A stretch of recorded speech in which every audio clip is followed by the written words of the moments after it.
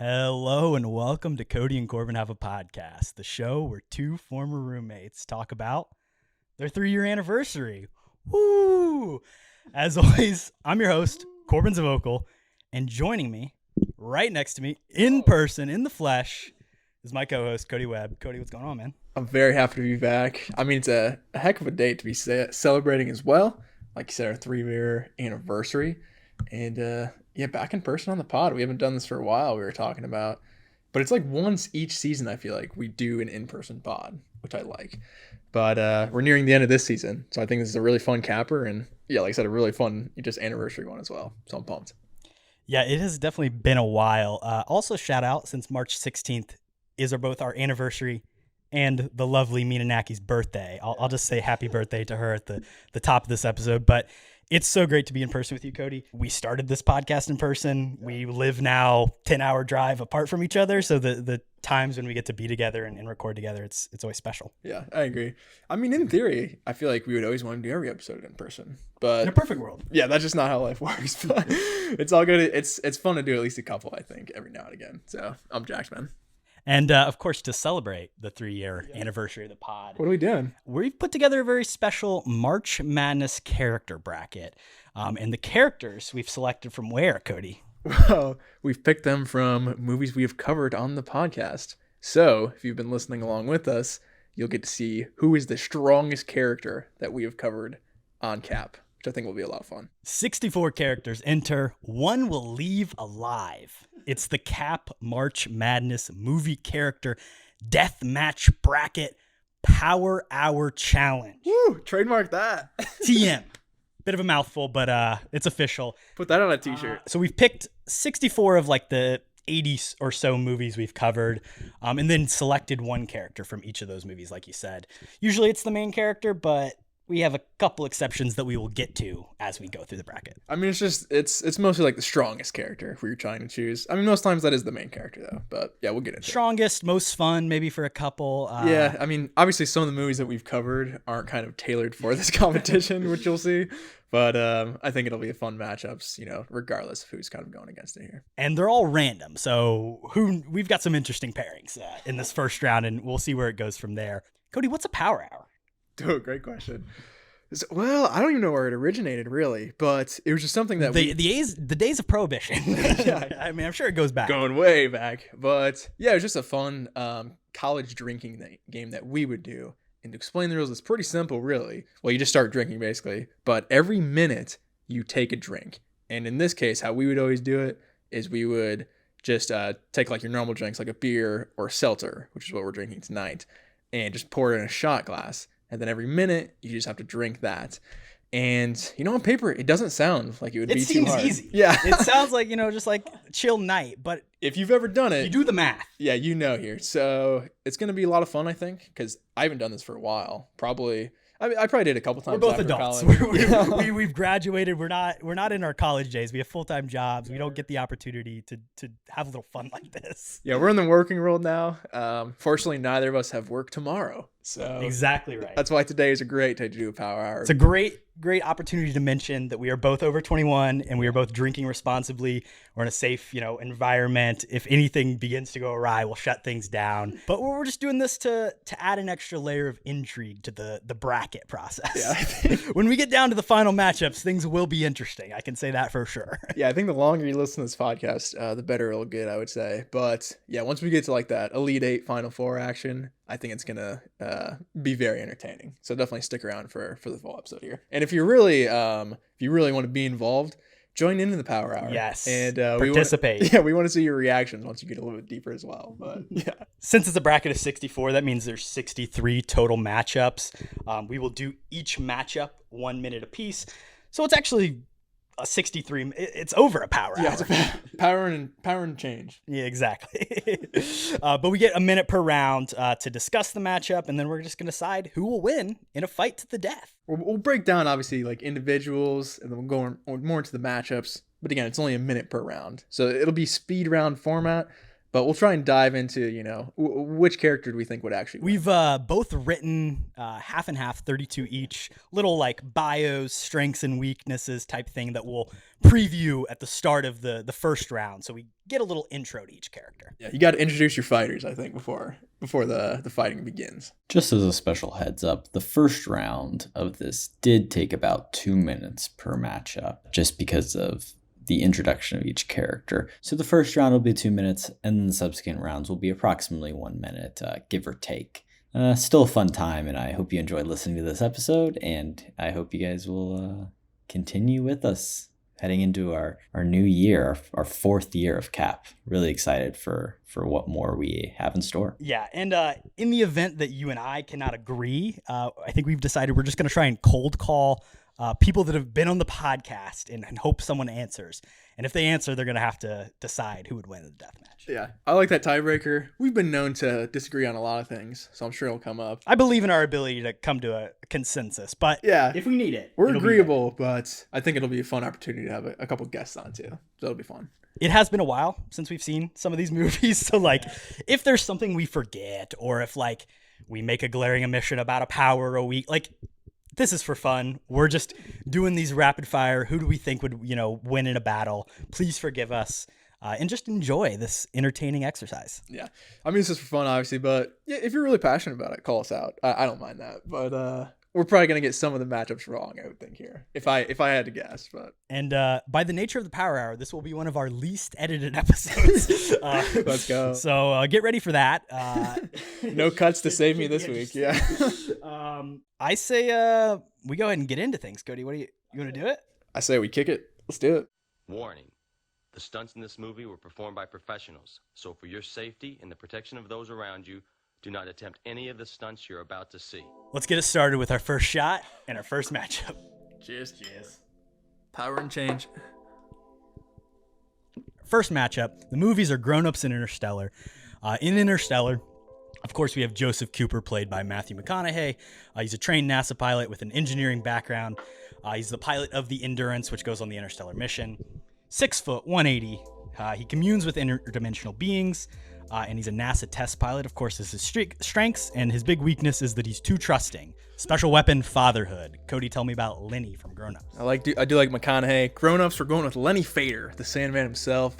I mean, bio, he's just kind of just a white kid who becomes a rich guy, but he's also still childhood best friends with all of his buddies, which is nice. 5'10", 185. Strengths, humor. Rob Schneider abuse. He's pretty good at that. Bank shots. He's got the basketball down. Weaknesses, he's a pathological liar to his family, which is tough, and a bad role model. But his special weapon, he's an aero roulette expert, and he has Kevin James. We've got about 5 seconds here. What do you think, Corbin? Well, Kody, obviously this is not going to be a minute every time, but the thing about the Coop is he's too trusting, I think. You have the Matt Damon turn at the end. I think Lenny would hole up. He'd be like, hey, you want to be friends? And then he'd stab him in the fucking back. We haven't seen Lenny Fader in like a death scenario, though. We've seen what McConaughey will do. He's got the boys, the role. Well, that's the thing we need to specify off the bat, too. Are we allowing side characters to come in and help? If they're their special weapon. So I guess Kevin James. So Kevin James can come.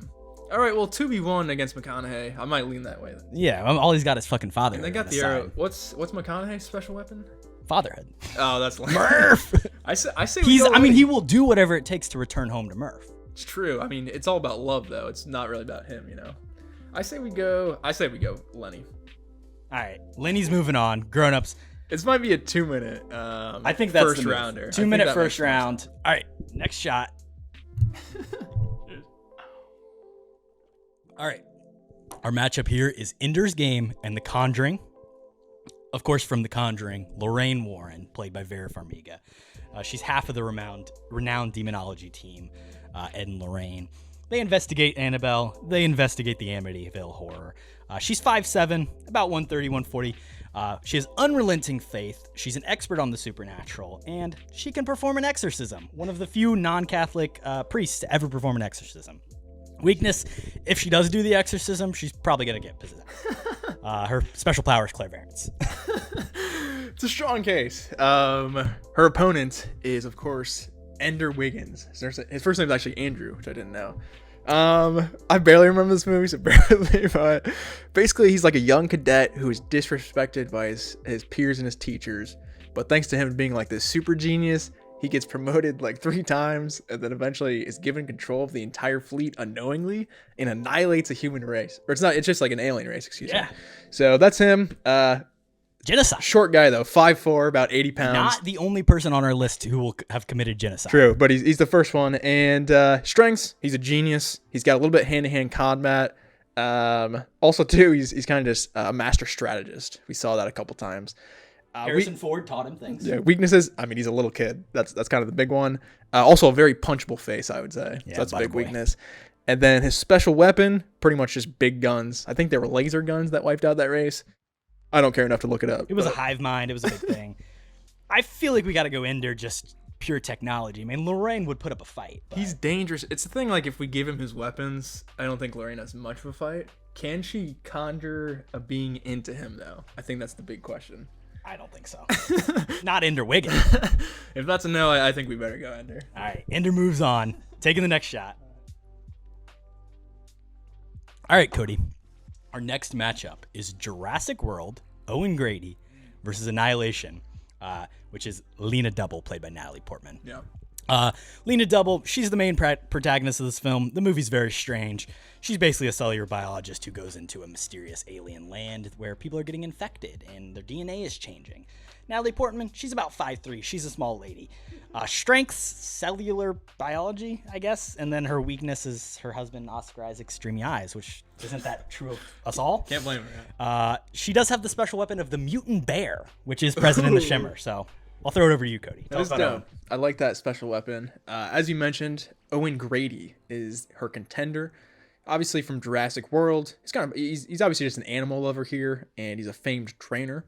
He worked at Jurassic World for a few years. Then he went back and kind of, tried to rescue him a couple years later too. I didn't see the third one. I assume he did similar things in that one. But Dominion. Chris Pratt, he's a tall guy, 6'2", about 220. Definitely biggest strength for him is kind of just his physique, his physical strength. Former Army guy or something. Yeah. Some would say he has some charisma. I wouldn't really say that. His big one is, I think, his ability to do voiceover. I think he's elite at that. Garfield, Lego, Mario. Yeah. Weaknesses, he is in a relationship with Bryce Dallas Howard in those movies, so that's a big red flag. Also just not a winner. Spoiler alert, sorry. Well, nobody likes our guidelines, but this character, he's just not a winner. He loses every time to the dinosaurs, so I don't respect him for that. His special weapon, though, he does have trained raptors. I mean, that's pretty badass. This one's tough, though. Raptor versus mutant bear. That's the real contest. I might lean raptors. I think so, too. Can she control the mutant bear? No, absolutely not. I think we got to go Owen, unfortunately. I hope Owen gets bounced here pretty quickly, but I think this round he does have to move on. What's the raptor's name? Kevin. Oh, no, it's Blue Eyes? No. Alan. No. That's our clip of the day. Alan. The raptor's name in Jurassic World. I think it's Blue. Blue, that's it. Yes, of course. Shout out to Blue. Pretty lame. Paul Blart Alan. versus School of Rock, Dewey Finn. It's the battle of the big boys. Jack Black versus Kevin James. Of course, School of Rock, Jack Black. Washed up musician turned fake substitute teacher after he was kicked out of his band. He's 5'6", 250, He's got musical ability, he's got comedy, and he's got the strong bass, if you know what I'm saying. Weaknesses do include financial insecurity, regular insecurity, and dishonesty, because of course he does fake who he is, and his special weapon is an electric guitar. Nice. Okay. I like that. This is the battle of the big boys here. Obviously, I have Paul Blart, who's a legend. I'll just skip straight to his vitals. 5'8", 250. We got a couple 250 baggers going against each other. He's got here. the reach. But, Paul Blart, obviously, he's kind of just a lonely mall cop who rose up in an intense situation and fought back against some insane hostages with a mall robbery, something along those lines. Who knows? His strengths, good dad. He's actually a pretty good athlete in that movie as well, and he's pretty good under pressure altogether. Strong mustache game, too. That's kind of my big thing with him. Weaknesses, obviously diabetic. We saw that in the film. He almost lost just because of that. And he's also just not intimidating at all. But his special weapon is that Segway, and he is gross on that Segway. Like I said, I mean, this is kind of the battle of the big boys here. I think two things. Mm-hmm. Paul Blart, mall cop, trained police, special force, Trained security guard. Well, Yeah. He stops robbers. He gets through. He does win. And he has the reach. He's got the 2 inches. I think Them being even in weight, but him having 2 inches, And the I think segue. is important. Yeah. he could chase him down. With that segue, he's got the reach even farther. So I think we go Paul here. to Blart. All right, Cody, next matchup. This is a big one for you. Chicken Little, No. of course, Chicken Little, and the Martian, Mark Watney. My arch nemesis. Mark Watney, of course, he's stranded on Mars by his fellow mission mates. He's a NASA botanist. 5'10", 130 at the end of things. Don't forget that, because he is starved. He can problem solve. He's got NASA technology, and he is a space pirate. True. Special weapon Mars rover, and of course his weakness is that he's been stranded without food for 2 years. No potatoes. I like that. I Go do. ahead. What you got to say about Little? Yeah, I have my arch nemesis here, Chicken Little, who's going to be his matchup. Basically, I mean, we know this kid. He's just he solved an alien conspiracy theory, and he made his dad proud. You know, the sky's falling down, all that good jazz. We know the story. Final series about 1'3" from my research, and I gave him 25 pounds just to be fair, but he could be a little bit less. Strength, he's good at baseball. I'll give him that. I mean, he had the game-winning hit. yeah. He's good when it matters, I think. He's also a good detective. I mean, he kind of sniffed out this alien, scheme that was going on for a while. I think he's kind of a social butterfly, too. I'll tell you what, Chicken Little in Survivor, I think he's got a shot. In this battle, I don't think he's got much, though. Weaknesses, I mean, physically weak. He's a tiny little chicken. Also, he's just a kid. I mean, it's kind of in his name here, guys. His name's Chicken Little. His special weapon is Fish Out of Water, though, who is a baller. That is dirty. Yeah. We remember that dodgeball scene in the movie? Fucking nuts. He's got agility, so I think he's going to be a problem. But I think just Chicken Little, just him being, little is definitely going to hurt him here. Yeah, despite the starved Mark Watney nature, he's still a fucking tiny little bitch. He'd drop kick him, throw a potato at his head, and kick him into next I week. think Watney would just fry him up. Just say, hey. Oh, he's starved. Give me some nuggets. He sees a live chicken nearby, he's eating that boy. All right, the Martian's moving on. The Martian. Next up, we have The Princess Bride, one of our earliest movies, versus Dune, a big one for us, of course. This is the first Dune. Paul Atreides, son of Duke Leto Atreides and heir to House Atreides. Possibly a messiah, possibly Space Hitler. Possibly. Who knows? 5'10", 160. Timmy is a small boy. He's trained in hand-to-hand combat. He's got, visions of the future and such. But he is small, and he's got the weight of destiny on him, and of course, spice kind of affects him negatively. His special weapon is, of course, the voice, which is basically like Force Mind Jedi powers. Yeah. Work in progress, though. Not Dune 2 voice. Not Prime. Dune 1 voice. But still pretty good Paul Atreides. I think he's a contender here. And like you mentioned, he's going up against Wesley from The Princess Bride, which is Carrie Yule's character. It's kind of a toss-up, too, between him and Inigo Montoya, but Carrie Yule's did win that battle. We know his story. He's in love with Buttercup. He's that farm boy who kind of fell in love with her, and then he turned into this swashbuckling pirate, which I think is super cool, his story. The something Roberts, I don't even remember. But basically he came back for Buttercup and defeated everybody in the kingdom. And, I mean, his strengths, fencing is his big one. He's kind of a master in that area. Also just mind games and strength. He took out Wallace Shawn in mind games, and he took out Andre the Giant in strength. I think that's pretty commendable. Weaknesses, he's kind of easy to capture, and he actually did get tortured to death in that movie as well. Yeah. So that's not great. His special weapon is that fencing weapon. I think it's called a pay or a foil.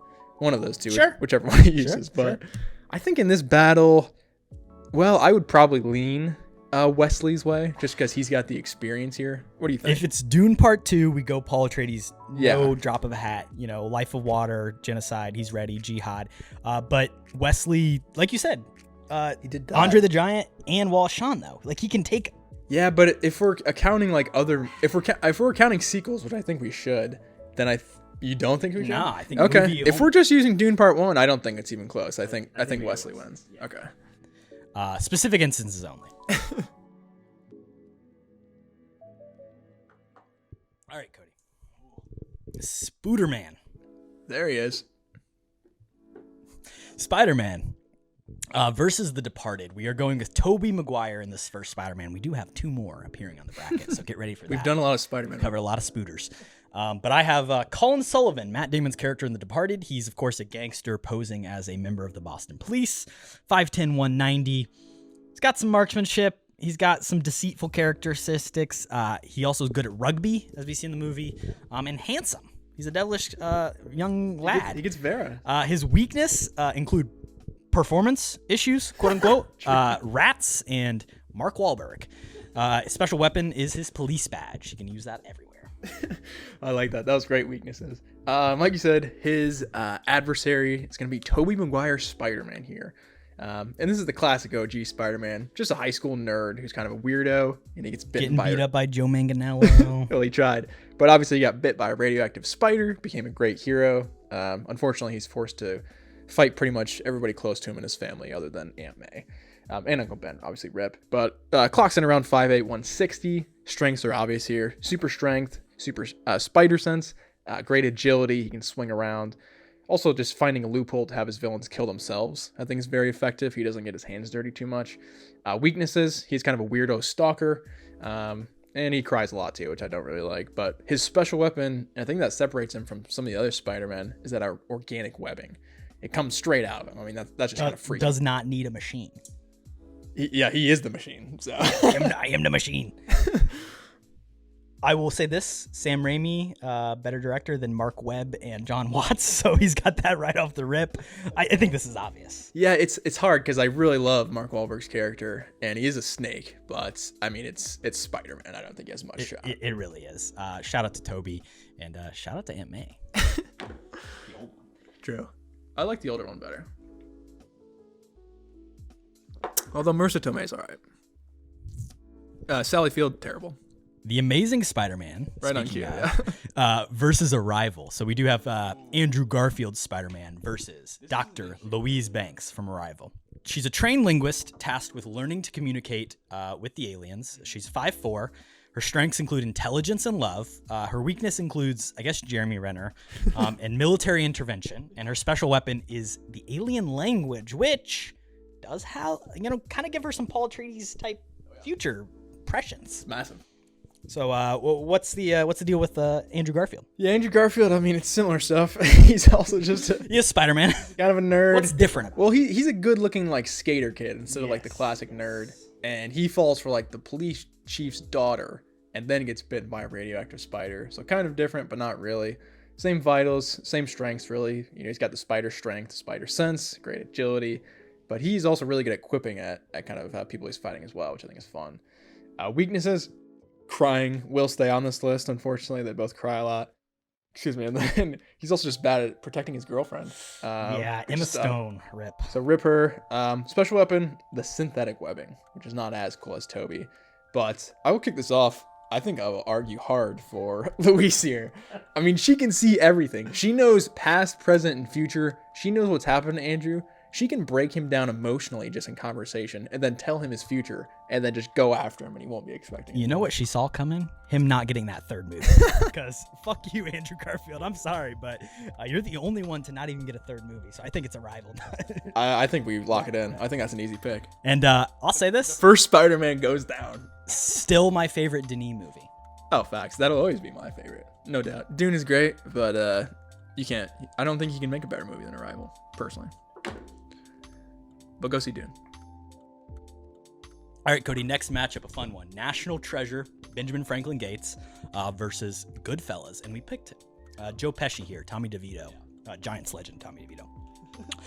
He's an unhinged, maniacal, murderous mobster who works under Paul Cicero and Jimmy Conway. He's also, of course, the main protagonist's best friend, Henry Hill's friend and partner.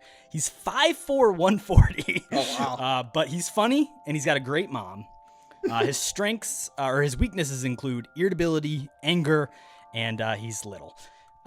His special weapon is a Colt M19111. I don't know guns, but I looked it up. That's what it says. Does the job. He shoots, what's his name? Spider. Oh, yeah. The guy who's also in this. He's kind of a dick, though. Michael Imperioli from The White Lotus. Yeah. He kills him. Not good. Not a cool move, but he's going up against the legend, Benjamin Franklin Gates. Obviously, Nicolas Cage in National Treasure. We all know this, but he's a famed historian and obviously a really good problem solver. Also just one of the most respected treasure hunters of all time. He stole the Declaration of Independence. He did do that. He also discovered the Freemason treasures and like the City of Gold, which is dope. But obviously Nick Cage, like you said, stole the deck. Can't really top that. Genius level IQ. This guy can solve any riddle, and he's pretty good at dodging bullets too. He does that pretty consistently. Weaknesses: he did commit treason, so the government might be after him, and he's just crazy arrogant. We don't fuck with that, obviously. But his special weapon, we did bring Riley into the midst, so you gotta have his sidekick there. We got Bartha. We did get Bartha. So did the TV series.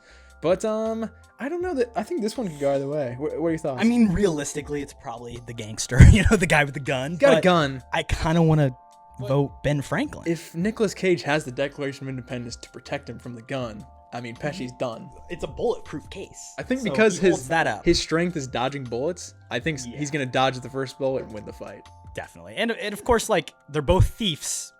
Nick Cage is the better thief. Yeah, that's facts. All right, Cody.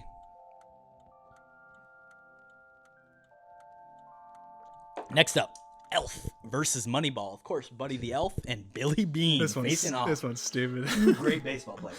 Former MLB player and current GM of the Oakland Athletics, also known as the poorest team in baseball, soon to be Las Vegas Athletics. Shout out. 5'11", 180. He's a former five-tooler, but of course we know that didn't really work very well for him. His weaknesses: fatherhood. Again, this time it's a weakness. Fathers of daughters, Aaron Sorkin. Special weapon, baseball bat. I like it. Like you mentioned, he's going up against Buddy the Elf here. Fun matchup. Obviously, he was just adopted by elves at a young age and then became like the biggest proponent of Christmas in New York history. So a legend in his own right. He's pretty tall too, 6'3", 215. So he's got the size advantage a little bit here on Billy. Strengths, he's on that like constant sugar high too. So this guy's not going to run out of energy. I've seen The Breakfast. He's a hard worker too, and just got that unrelentless enthusiasm that I love. Weaknesses, very dumb. Low IQ, also like physically weak. He lost a fight to Dinklage in that movie, so not a great look there. But his special weapon, He's a lover. he is. He also is a very good snowball fighter, and that is his special weapon. I think that's going to come in massively here to ice Billy Bean down. But so Billy Bean has a baseball bat. Do you think he can? But he's also like 40. So- He's all- no, I mean, I think it's like the snowballs are firing and he's swinging, but it's Gotcha. not enough. He's blocking it. It's like a lightsaber almost. Yes. So when they get hand to hand, do you think just because of the sugar rush, he's gonna have an advantage over Billy, or is it just the age thing mostly? Did Buddy the Elf ever let Spike Jonze fuck his wife? I don't recall that. No. Okay. Buddy the Elf moves on, I think. All Right? right, buddy with an upset in the first round. You disagree? No, I don't disagree. There's nothing wrong with that take. All right. Real fun one here. Booksmart Fast and Furious. versus Inception. Oh man. Of course, we went for Cobb, Leonardo DiCaprio in Inception. He's a professional thief, specializes in conning secrets by infiltrating dreams. 6 foot 180, strengths, espionage, architecture, and Inception. Weakness is his ex-wife Maul, who is always appearing in his dreams, and his grip on reality. And of course, his special weapon is the magic dream drugs. Damn. I feel like this one might be closer than we would think, but First time we've got a duo here for Booksmart. We tried to give him a little help. it makes them dangerous. So for Booksmart, we obviously have Amy and Molly, the two main leads, Caitlin Dever and Beanie Feldstein. Obviously, just two long-time best friends here, pretty much since early childhood. And we know their story. Obviously, they kind of just didn't party in high school and then just went all out before going to college. I mean, their strengths, they kind of just have that unbreakable bond. They're also super quippy, so they're going to be throwing out insults immediately. Weaknesses, self-esteem is not too high, and they're pretty indecisive with their overall actions, so that could be an issue as well. Special weapon, though, they do have a panda, if you've seen that movie. But, I don't think it's a great special weapon, and I don't think they have much of a chance here. But the 2v1 matchup, I mean, do you think that has any effect on it, really? Well, if they're facing off in dreams, right? So there's that. And Mal's there, so it's kind of, it's like 3v1 almost. Yes, 3v1. 3 women, 3 strong, powerful women taking down Dom Cobb. Do we think he's stable enough to defeat 2 teenage girls? That's the question. By himself? No, I don't think so. You want to pick Booksmart here? So, what do you feel? Maybe this is the call moment, Cody? I say we do it. All right. So pause the timer. Who do we call? Who's seen Booksmart? I'm calling Jackson. Yeah, I think that's an easy one. But let's see if Jackson picks up. Jackson, okay, we're on the podcast. You're live on the pod. Live on the pod. We have. We just finished recording. Oh my God. Well, this is perfect. All right. Question. We're doing a deathmatch battle. Cody and I can't agree. The two girls from Booksmart versus Dom Cobb from Inception. Who would win? Wait, the who? The Dom Cobb? The Leo from Inception. Oh, okay. Versus the two girls from Booksmart? Yeah. In a deathmatch. I mean, doesn't Leo have a gun? I feel like that, like, But automatically. he's got his wife. It's kind of 3v1. Yeah, true. Oh.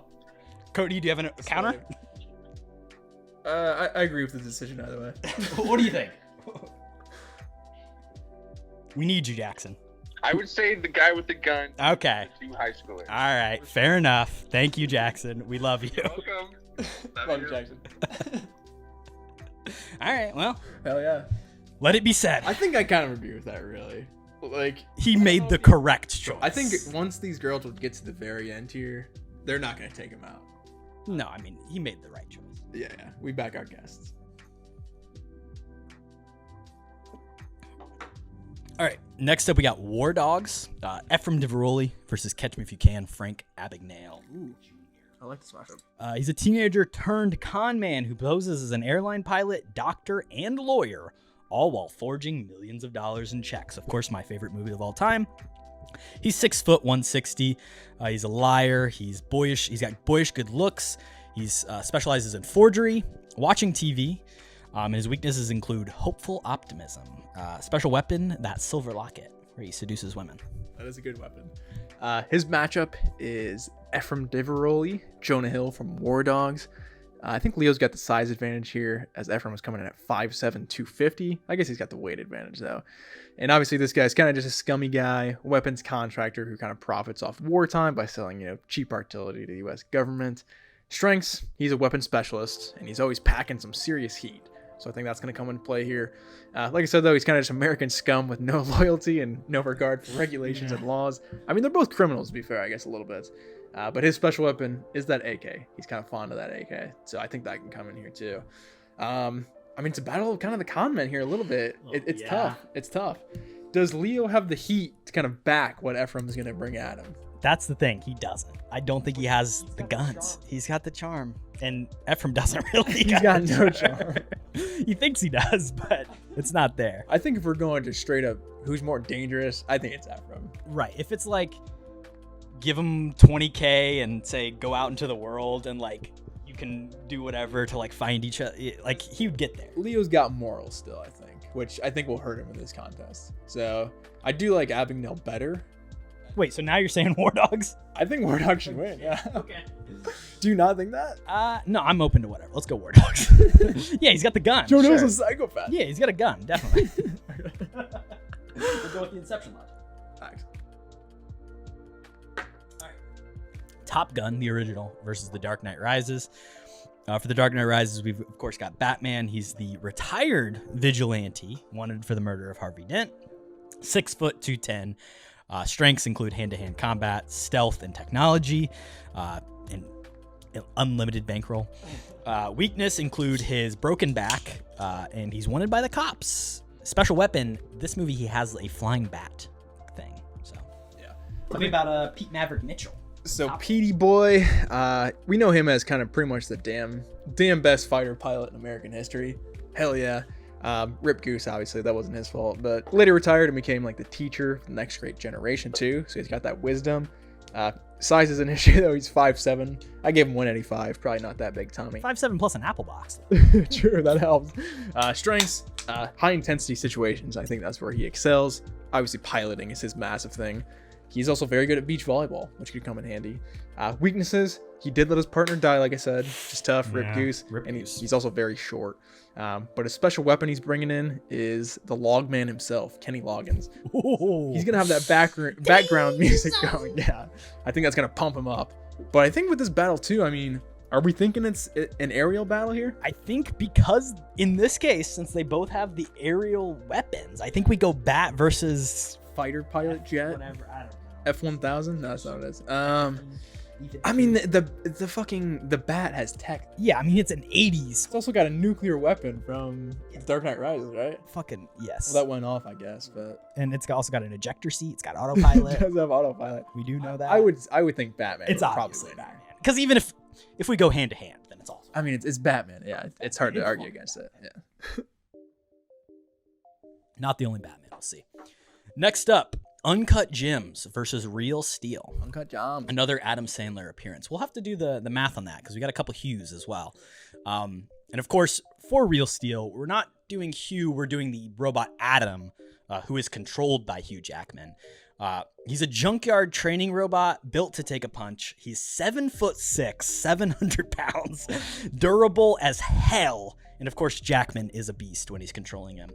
His weakness is that technically he is just like a sparring robot more than anything. But his special weapon is, his fists. He also did win the championship and stuff, all right? No, he lost. That's Oh, the he plot made of the movie. Could be. I remember that movie for sure. Shout out to Rocky. His opponent from Uncut Gems is going to be Kevin Garnett, the NBA legend. Oh, right. No Sandler for this. Yeah, we cut him out. We cut Sandler because we used him in Grunt. Because we got an athlete, but yeah, the Sandman. Also, How could you not pick he him? got beat up a lot in that movie too. But yeah, KG, we know him, NBA legend, NBA All-Star, NBA champion. Was with the T-Wolves, went to the Celtics. Also was inspired by Howard Ratner's Crystal during a playoff run. So that's pretty dope. 6'11", 240. So big time size advantage here. Not really, obviously, because he's going against a robot. And then his strength would have been physical strength. I'd love to see him face off. But in the again, paint. he's going against a robot. He's also got a nasty post fadeaway and a really good interior defense. Defensive player of the year candidate every time. Weaknesses are LeBron James. That guy kills him. And his special weapon is trash talk. Which, I don't know. Do you think you can get in a robot's head here? You'd probably talk some shit about the little kid. Yeah, he'd chirp Hugh. But I think this is an easy choice. It sucks because Kevin Garnett as like our regular human characters would be at the top. I mean, he'd murder Chicken Little in like 2 seconds. Sadly, Real Steel is a tough matchup to go first round. This is like a 16-1 matchup. Like, even if the 16 seed's good, you're playing the best team in the country. So I think this is an easy Adam. Yeah. Napoleon Dynamite versus Puss in Boots. Stupid. From Puss in Boots Battle, which Puss in Boots, loosely based on the fairy tale Puss in Boots, his design created by Tom Hester, based on real cats. Inspirations for Puss in Boots include Zorro, James Bond, and Indiana Jones. So take that how you will. He's 15 inches. Internet said 50 pounds. I've never seen a 50-pound cat. Whatever. He's a skilled swordsman, and of course he can dance. He's very cute. Weaknesses include catnip. He's allergic to shellfish, and really like any like cat toys, yarn, such. I didn't know shellfish. That is interesting. One of the ways he dies. Oh, gotcha. Okay, that could be an interesting weakness. But like you said, he's going up against Napoleon Dynamite from Napoleon Dynamite. This guy's just a nerd from Ohio, really. Nothing too special about him. About 6'1", 150 pounds. So skinny guy, but obviously has the size advantage pretty easily on Puss. Strengths, I mean, he's a great dancer. Can't argue against that. Both. If this was a dance battle, we might have a contest. Dance off. I mean, that would be interesting. I think that might what it dissolved to anyways. Also, just he's pretty funny. He's got that dry humor going. Weaknesses, he's just not really good at life. And also Kip. I mean, that guy is just, he owns him pretty much. And then that special weapon, I mean, he did go to that karate class, so he's got some lessons there. And also he's got Pedro. I included Pedro because I think he needs some help here. I mean, is this even a competition? Napoleon has no killer instinct. Puss in Boots is a badass. I think Puss in Boots has a chance to make a deep run here. So I think this is an easy choice. And, I mean, he beats death. Yeah. I mean, come on. I mean, who else are you supposed to beat after that? Yeah, easy. All right, last matchup of the first side, Cody. We're flying through these. Midsummer. The May Queen Danny, Florence Pugh versus John Wick. Seems like a fair matchup. All right, John Wick is the retired assassin, also known as the Baba Yaga, the boogeyman. 6'1", 185. He's got a knowledge of the underground killing world. Specializes in hand-to-hand, in sick endurance, gun fu. I don't really know what his weakness. I couldn't come up he's a guy. Like there's that, but really nothing. Yeah, he did die. I mean, special weapon is a Heckler and Koch P30L. a Heckler gun. It's just some gun. I don't know. That's what he uses. Sounds cool. I mean, he's good with it. I've seen it. But he's going up against, like you said, the May Queen, which is obviously Florence Pugh or Danny in Midsommar. Basically, she just went it was going to be a fun spiritual journey to Sweden with her boyfriend and her friends. Turned out they were in a weird ass cult and pretty much everybody died. Obviously, we know where she ended up at the end, kind of, surrounded by flowers, obviously, as the May Queen.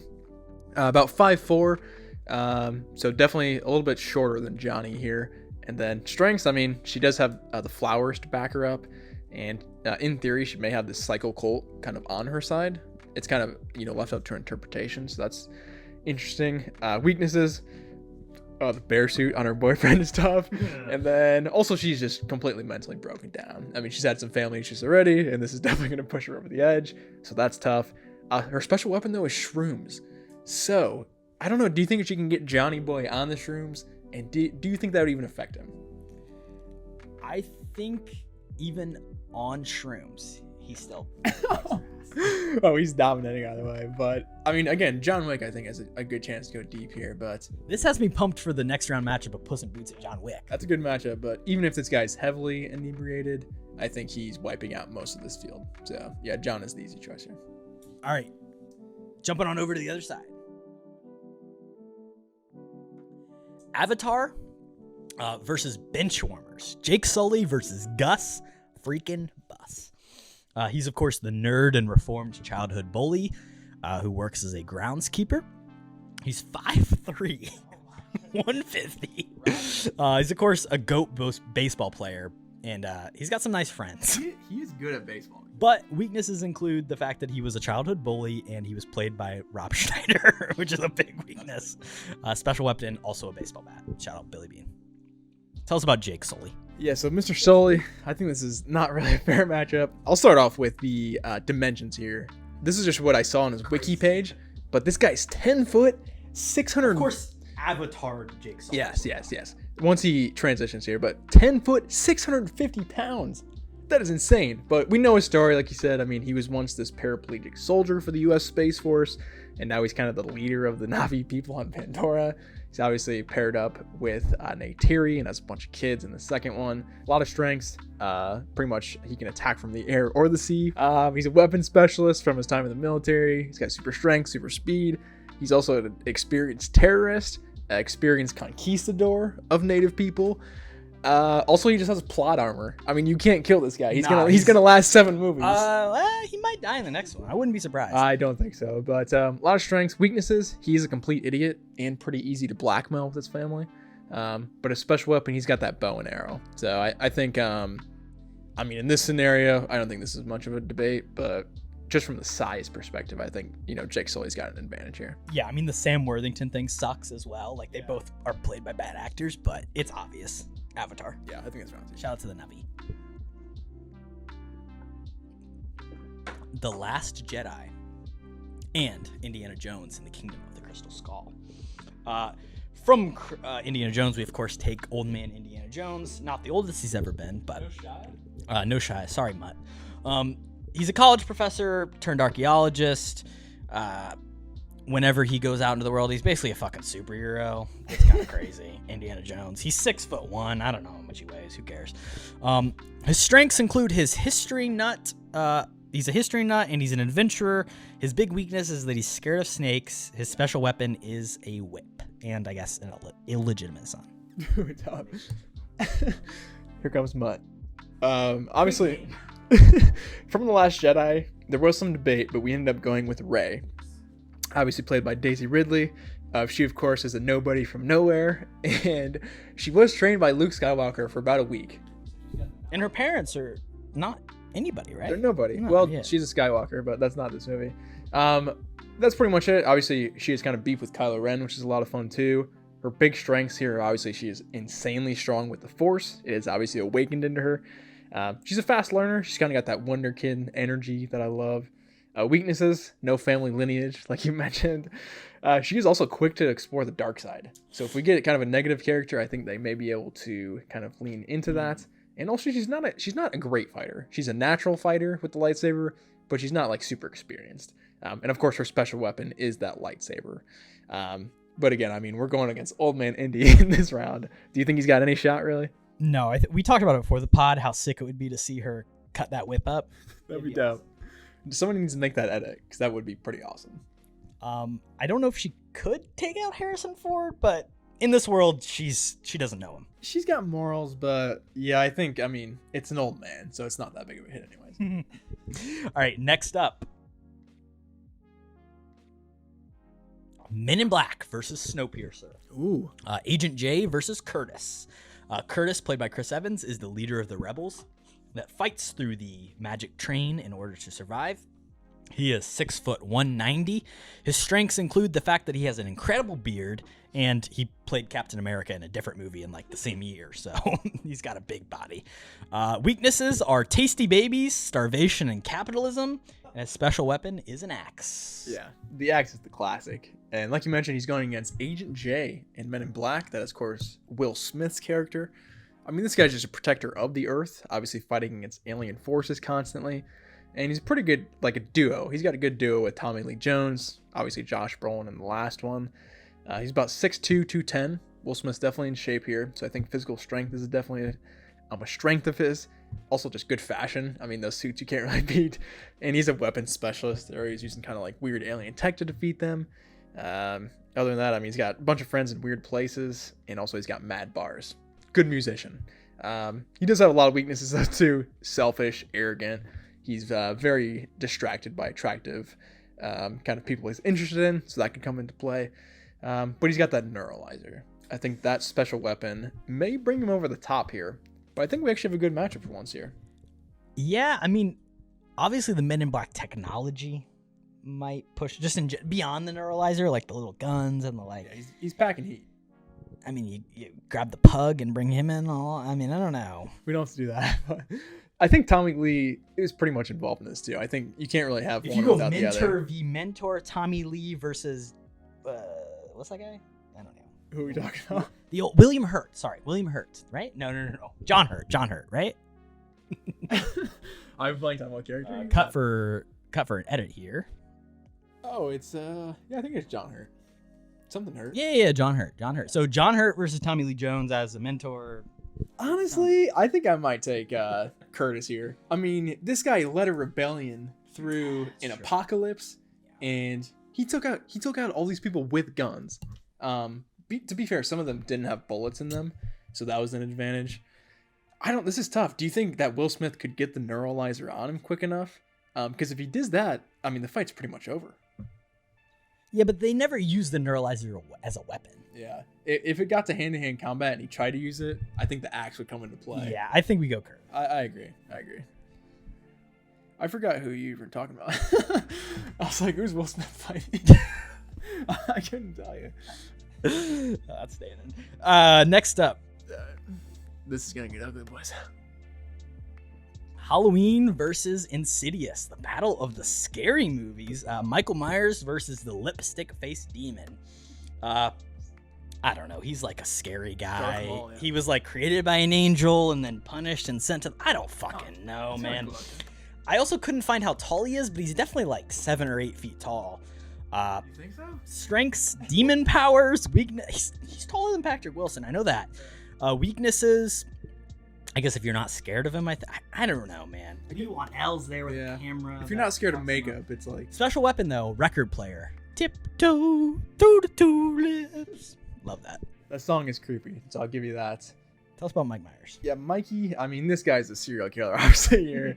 One of the famous horror monsters of all time. He's been in 13 movies altogether. Jeez. He does like killing Jamie Lee Curtis, even though he never eventually does it.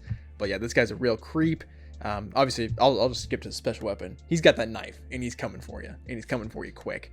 According to online, he's about... Well, it changes, because in the first movie, he was shorter. But altogether, it looks like he's about 6'7", 280.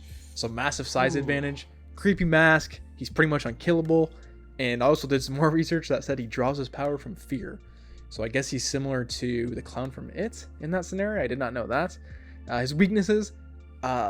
disease is a big one. Basically, if you wait him out and he can't find you, he will die from natural causes actually pretty quickly. I did a lot of research here. And then secondly, too, just millennials.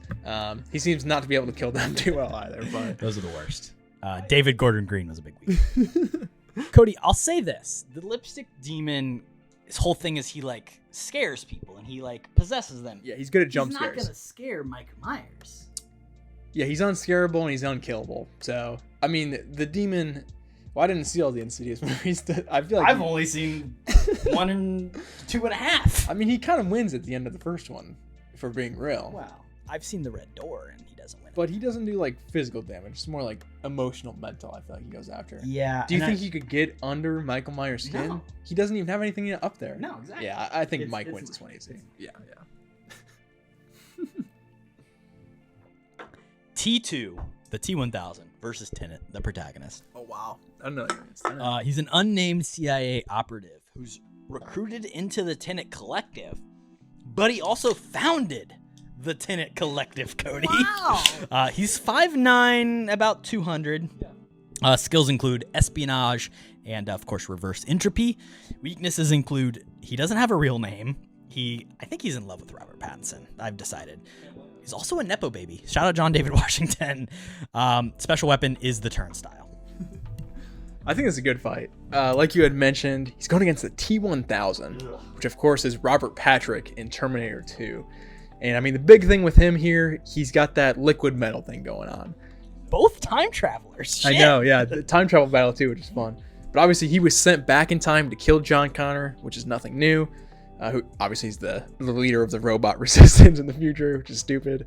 But he ultimately kind of gets defeated just due to Arnie also getting sent back in time with the T100 and Sarah Connor just being a complete badass.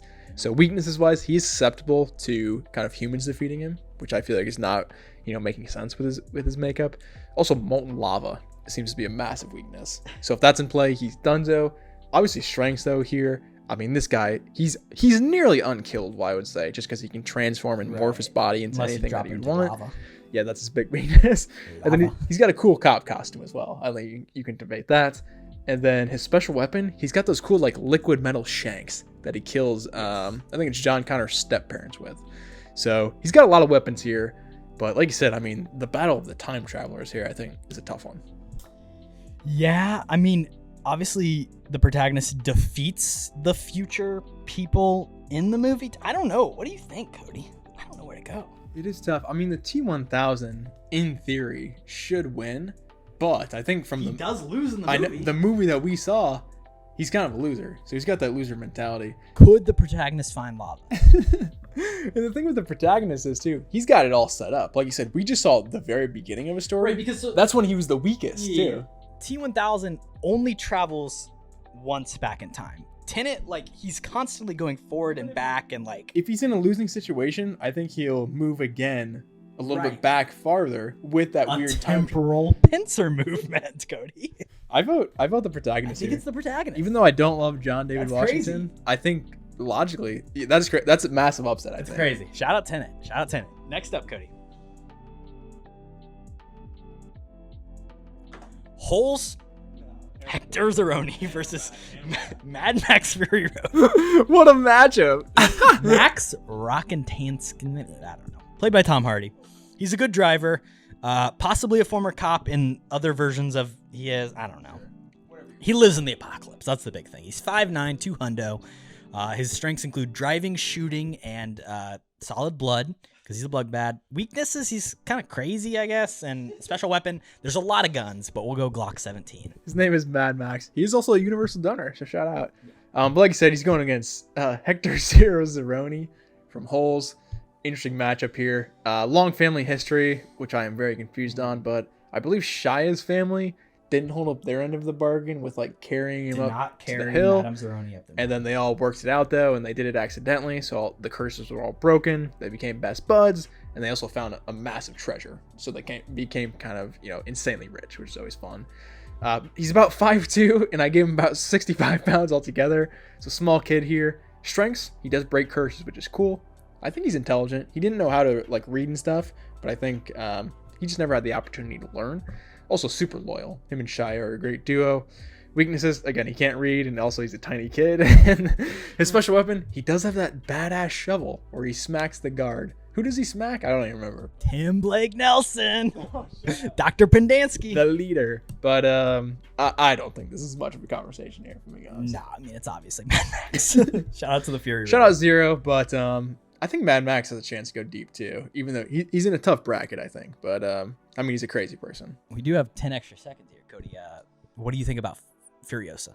I'm excited, man. I mean, prequels are always tough. I trust George Miller enough, and Chris Hemsworth and Anya Taylor-Joy are good, so I'll go see it regardless, but it could be bad. I was out, and then I saw the trailer pre-Tenet, and I was like, this actually rips on a big screen. Pre-Tenet or pre-Dune? Oh, sorry, pre-Dune. Dune Part 2. Tenet is back in theaters now. Next up is Spider-Man No Way Home. It's our last Spooderman. Tom Holland versus Bones and All, and we went Sully because he's a real creeper. Played by Mark Rylance. He's the eater who helps Marin when she first comes to Ohio. He kind of teaches her the way. He's 5'8", 150. He's creepy, and he smells death, and he eats people. His big weakness is that he's old. Special weapon, his mouth. That mouth is effective. He is going up against, like you said, our last Spooderman here, Tom Holland, Spider-Man. We obviously did the No Way Home episode. Again, just a kid who was living in New York City, bitten by a radioactive spider. This kid did know Tony Stark, though, so that's a massive advantage. Also, the world did, know his name for a second, but maybe not anymore. Strengths, similar. Spider strength, spider sense, great agility. He's got a high-tech suit, though. He does have Karen. I think that's the big thing that kind of separates him from the Spider-Man. Weaknesses, though, he doesn't have any forms of identification currently, which is tough. Not a real person. I think he's book smart, but I definitely don't think he's street smart. He's kind of a dummy. He did book smart last round, Cody. That was a couple rounds ago. Good quip. And then also he has no family or friends, which is always tough. Yeah. So, his special weapon is, of course, those synthetic webbings we've been talking about. But he's got variations, too. He's got, like, the instant kill. He's got the big blobs. So you can kind of mix it up, which is nice as well. But again, I think this is kind of just an overpowered matchup overall. Yeah, I mean, I would maybe make the case, he got Timmy Chalamet. Nah, it's Spider-Man. Yeah. It's Spider-Man. I'm sorry. I think this is maybe the most powerful Spider-Man. Well, I guess when we get to it, him or Toby. Did Andrew lose already? I can't even remember. But... He did. Yeah, he's out. So I think him and Toby are the strongest. So I like that call. I don't think they'll meet up. They would meet up at the championship here. So that would be a miracle. But I think Tom is maybe the strongest. I said earlier, actually, it was Toby. So Who fucking knows? Who fucking knows? All right, next up, Gone Girl versus It. Amy Dune versus Pennywise.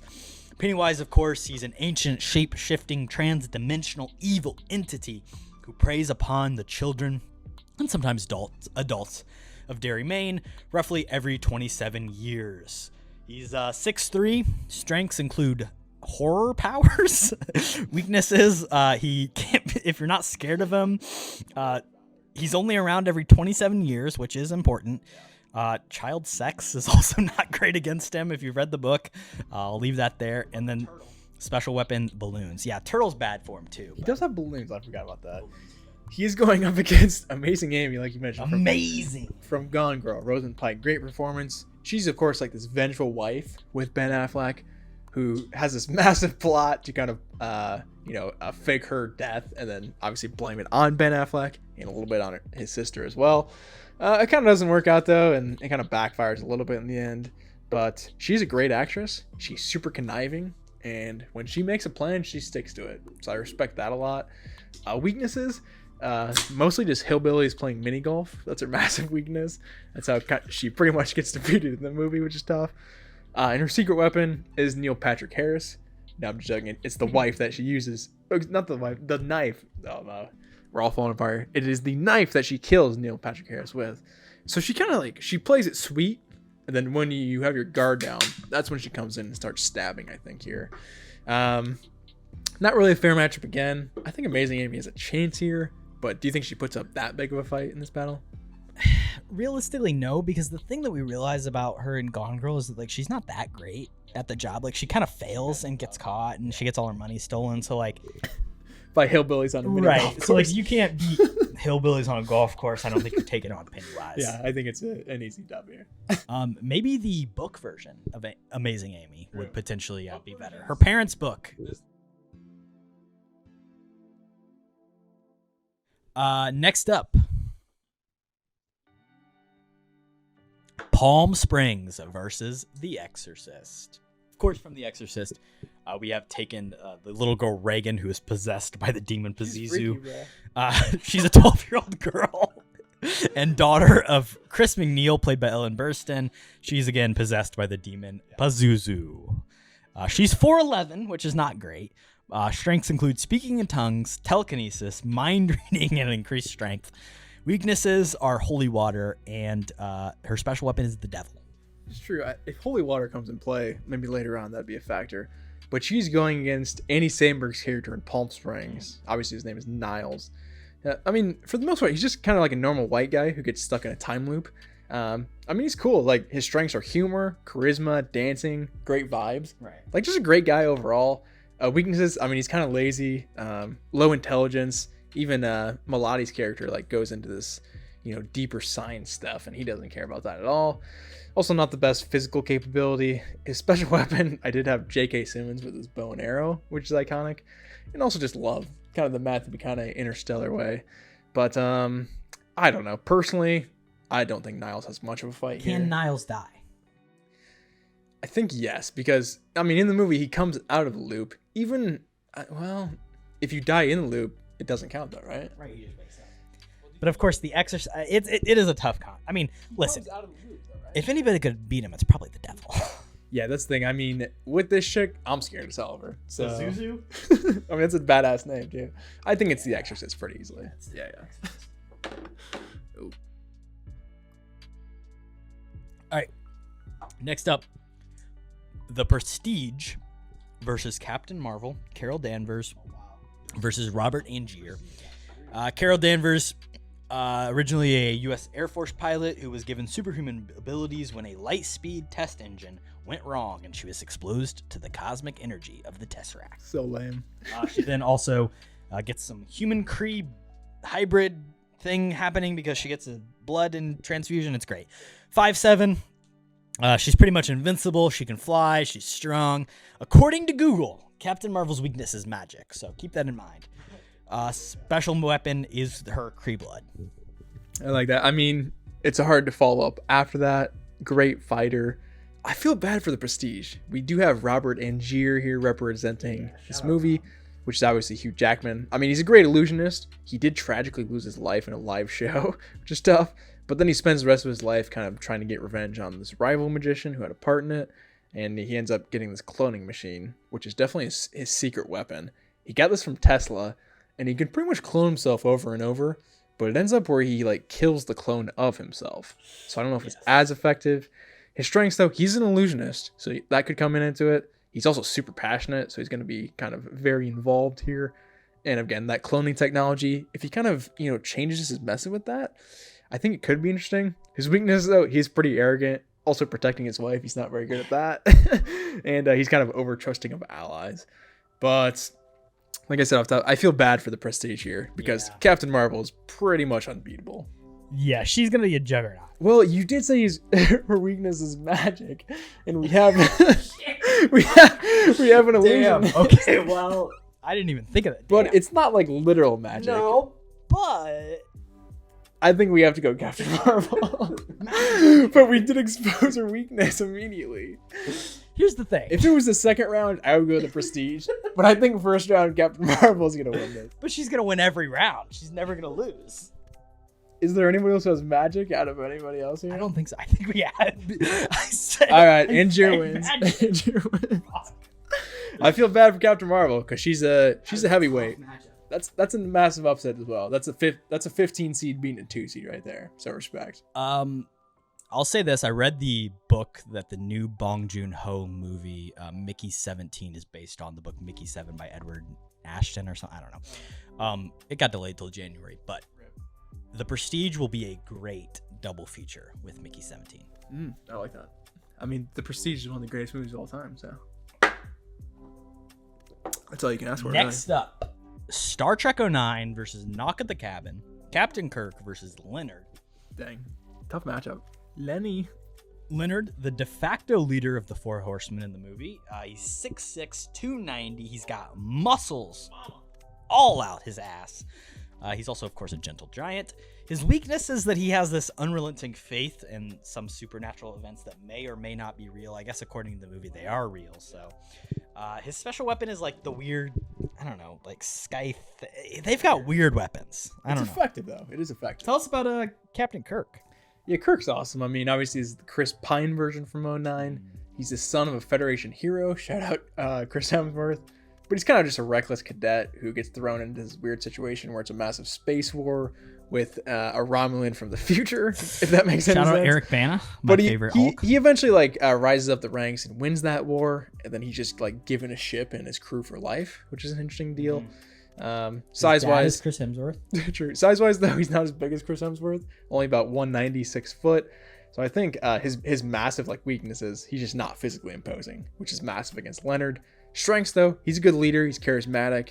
He's also best buds with Spock, so he's probably going to be there. True. And his special weapon is just a typical Star Trek blaster.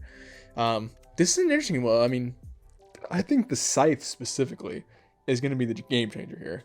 And I mean, also with Leonard's physical strength, if they get hand in hand, it's going to be over pretty quickly. Yeah, dude, Star Trek is so fucking lame. Like, what? He's got a blast. Nah, man, it's Leonard. For the time's sakes, I agree, but fuck you at the same time. Leonard's moving on. He's got God on his side. Shout out. We like him, mostly. Guardians of the Galaxy, Drax versus Lucy Gray Baird from The Ballad of Songbirds and Snakes. Great episode that we did with Mina. Cody, tell us about Drax. So Drax, I mean, this is the second Dave Bautista entry into the film here. So, I mean, obviously, physically, this guy's a badass. He's Christmas colored. He's in the Guardians of the Galaxy. He's kind of saved the universe a couple times. He does have some clear weaknesses, though. I mean, he's a complete idiot. He doesn't understand sarcasm, which is a clear weakness. But weapon-wise, his secret weapon, he's got that knife from the first one. Yeah, from that first one where he stole that knife from the guy in the prison. That was like his special knife. So he holds on to that. But I mean, this guy's a badass. Against obviously, you know, a singer here, I think he's got a good shot. But tell me more about Rachel Ziegler. Yeah, Lucy Gray Baird. She's the female triplet from District 12, a capital favorite, and the eventual victor of the 10th annual Hunger Games. She does win, yeah. Her mentor was, of course, Cornelius Snow. Coriolanus, sorry. She is 5'2", 110, which is not great. Her strengths are singing and resilience, and her weakness is she's small and she has a really bad accent. We've talked about it on the episode. She is not a good actor in that movie. Her special weapon is her songs and rat poison.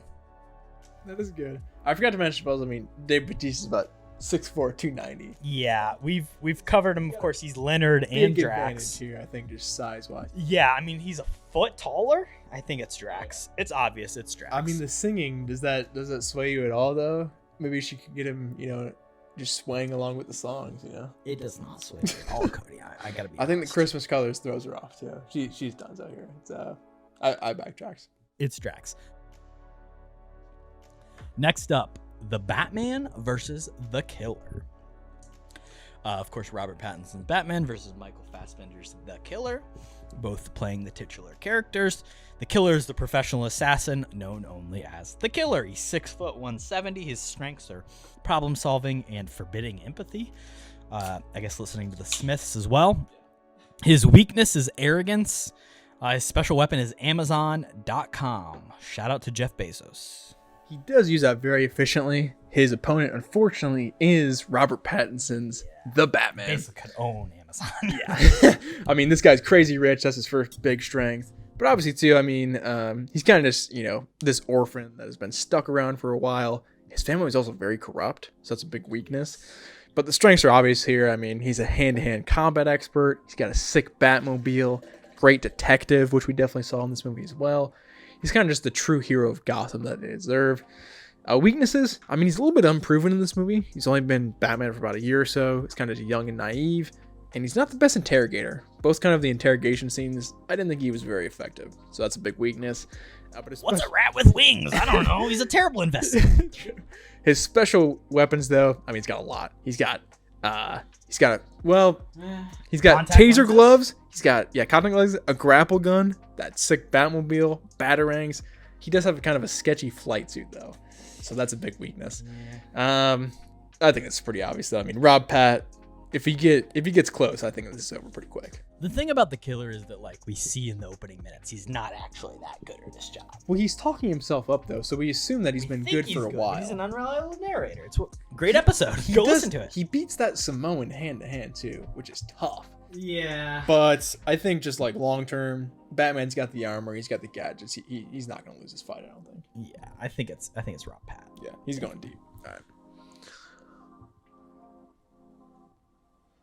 All right, next up, X-Men: Days of Future Past. Hugh Jackman as Wolverine versus the talented Mr. Ripley, Tom Ripley. Tom Ripley, he's paid to go to Italy by Herbert Greenleaf, a shipbuilding magnate, to convince his son Dickie to return to New York and join the family business. Ripley befriends the younger Greenleaf and falls in love with the rich man's indulgent, carefree lifestyle. He's 5'10", 145, maybe even less. He is so skinny. Strengths include impersonation, mimicry, and forgery. His weakness is hot people, and his special weapon is a boat oar. If you know, you know. That oar is effective. I think he's putting up a fight here. Unfortunately, he is going up against Wolverine. He would definitely not go down without a fight. Oh, I love Tom Ripley, but yeah, he's facing Hugh Jackman in his prime in Days of Future Past. Of course, I mean, this guy's pretty much unkillable. He's got that adamantium skeleton, which helps a ton. And he's got super healing along with it. So even the strongest people in this competition can't really kill him. Also, like, very rageful. Really just kind of a crazy person. Weaknesses, I mean, he's a complete dickhead. He also smokes constantly. So maybe lung cancer would take him out. And he's constantly in love with people who are already in relationships. So that's kind of tough, too. Obviously, his special weapon are his claws. I mean, he can kind of just cut through the oar from Tommy Boy. So I do feel bad for him. I feel like in other instances here, Ripley would have a chance. Ripley could have faced off against some people, but yeah, not. Because he's really good against like targeting, attractive people and then just taking them out for their money. So I respect that. But unfortunately, Wolverine, I mean, he's pretty much unkillable. So I feel bad. I would love to see a Tom Ripley movie with Wolverine in it. Hey, Deadpool 3, it's coming. What about Matt Damon? All right, Cody, our last matchup of the first round. Oh, I lied. We have two left. Second to last matchup, Ratatouille versus Predator. So we did do the rat from Ratatouille, but we did not do the Predator from Predator because Arnie does win in the end. Alan Dutch Schaefer is his name. He's a mercenary and the leader of the private military team in 1987. Dutch and his men were hired by the U.S. military and CIA for a rescue mission in Guatemala. Turns out it's set up. Predator hunts him down. He fucks that Predator up. 6'2", 240, future governor of California. Strengths include trained military operative. Weaknesses, just like he's really macho, big machizo energy. Special weapon, AR-15. Big time killer. I mean, he took it on Predator, so respect. He's going up against, it's kind of a duo here again with Linguini and Remy kind of combined from Ratatouille. And obviously this is the tag team cooking duo that we know very well. One of the best kind of team cooks of all time. Linguini, of course, somehow discovered a super, smart rat. And Linguini also happened to be Gusto's son, which is kind of a big predicament there. But obviously them coming together, they bring Gusto's restaurant back to power and kind of respect, which is always nice. So strengths here, obviously world-class chef and just great teamwork. Unfortunately, Remy is only about 3 inches tall. And I looked into it. He's about 5 to 10 pounds altogether. I couldn't get an exact weight, but he's around there. Linguini, however, is about 6'5", 170. So he's tall, but no mass, which is unfortunate. And then their weaknesses, I mean, rabies shots. That's got to hurt a lot. And the special weapon for Linguini specifically is the frying pan. For Remy, it's more of like the cooking. So I don't know if this duo has much chance against, Dutch. Nah, I mean, get to the chopper. Get to the chopper. I think it's pretty obvious that Dutch takes this one. Shout out Ratatouille, but rip. We love him. Rip Remy. If he tastes one whiff of that jungle air, he's done for. Big nose guy. Fast Five versus the Ballad of Ricky Bobby, Talladega Nights for our final matchup. Two precision motherfucking drivers. Ricky Bobby, played by Will Ferrell, is a NASCAR driver who only believes in winning. He's 6'3", 200. Strengths include precision driving. He loves Sweet Baby Jesus and shaking bacon. His weaknesses are that he is dumb, and his special weapon is a race car with a Puma inside of it. Yeah, the Puma is an important factor there. And like I said, I mean, this is a car battle here. We're going against Fast Five. Dom Toretto, Vin Diesel himself, is going into this battle. I mean, yeah, this guy's one of the best, pretty much spies in the world. Also one of the best drivers in the world. Do not let them get in their cars. Do not. Also, I mean, he's all about family. He's a great father, great husband, great boyfriend, great friend, all at the same time. He's kind of the complete package. And he's broken out of prison kind of multiple times. And he saved the world multiple times. So he makes up for it. But I think size-wise, this is the massive thing. 5'11", so a little bit shorter. But he's around 230 altogether. So he's got the weight on him. The strength, of course, is family. He's got his family. And then, I mean, driving, obviously. Assembling a crew. He's very physically strong compared to Will Ferrell. Weaknesses, I mean, he's a complete idiot, but Will Ferrell can relate. Also, I mean, he kind of lets his friends get killed a lot, which is kind of tough. Well, a couple times. Just a few. And then his special They weapons. mostly come back to life. They so do, it's okay. so it's strange. But his special weapon, he has killed the guy with a wrench, so that is coming in here. And also Nas. I mean, if you give this guy Nas, he's really not losing in any scenario I can think of. Yeah, I mean, the thing is, like, Ricky Bobby is a great driver. Honestly, who do we On a race think will win in a race? Dom Toretto. Yeah, and obviously he's gonna win in a fight. I mean, already.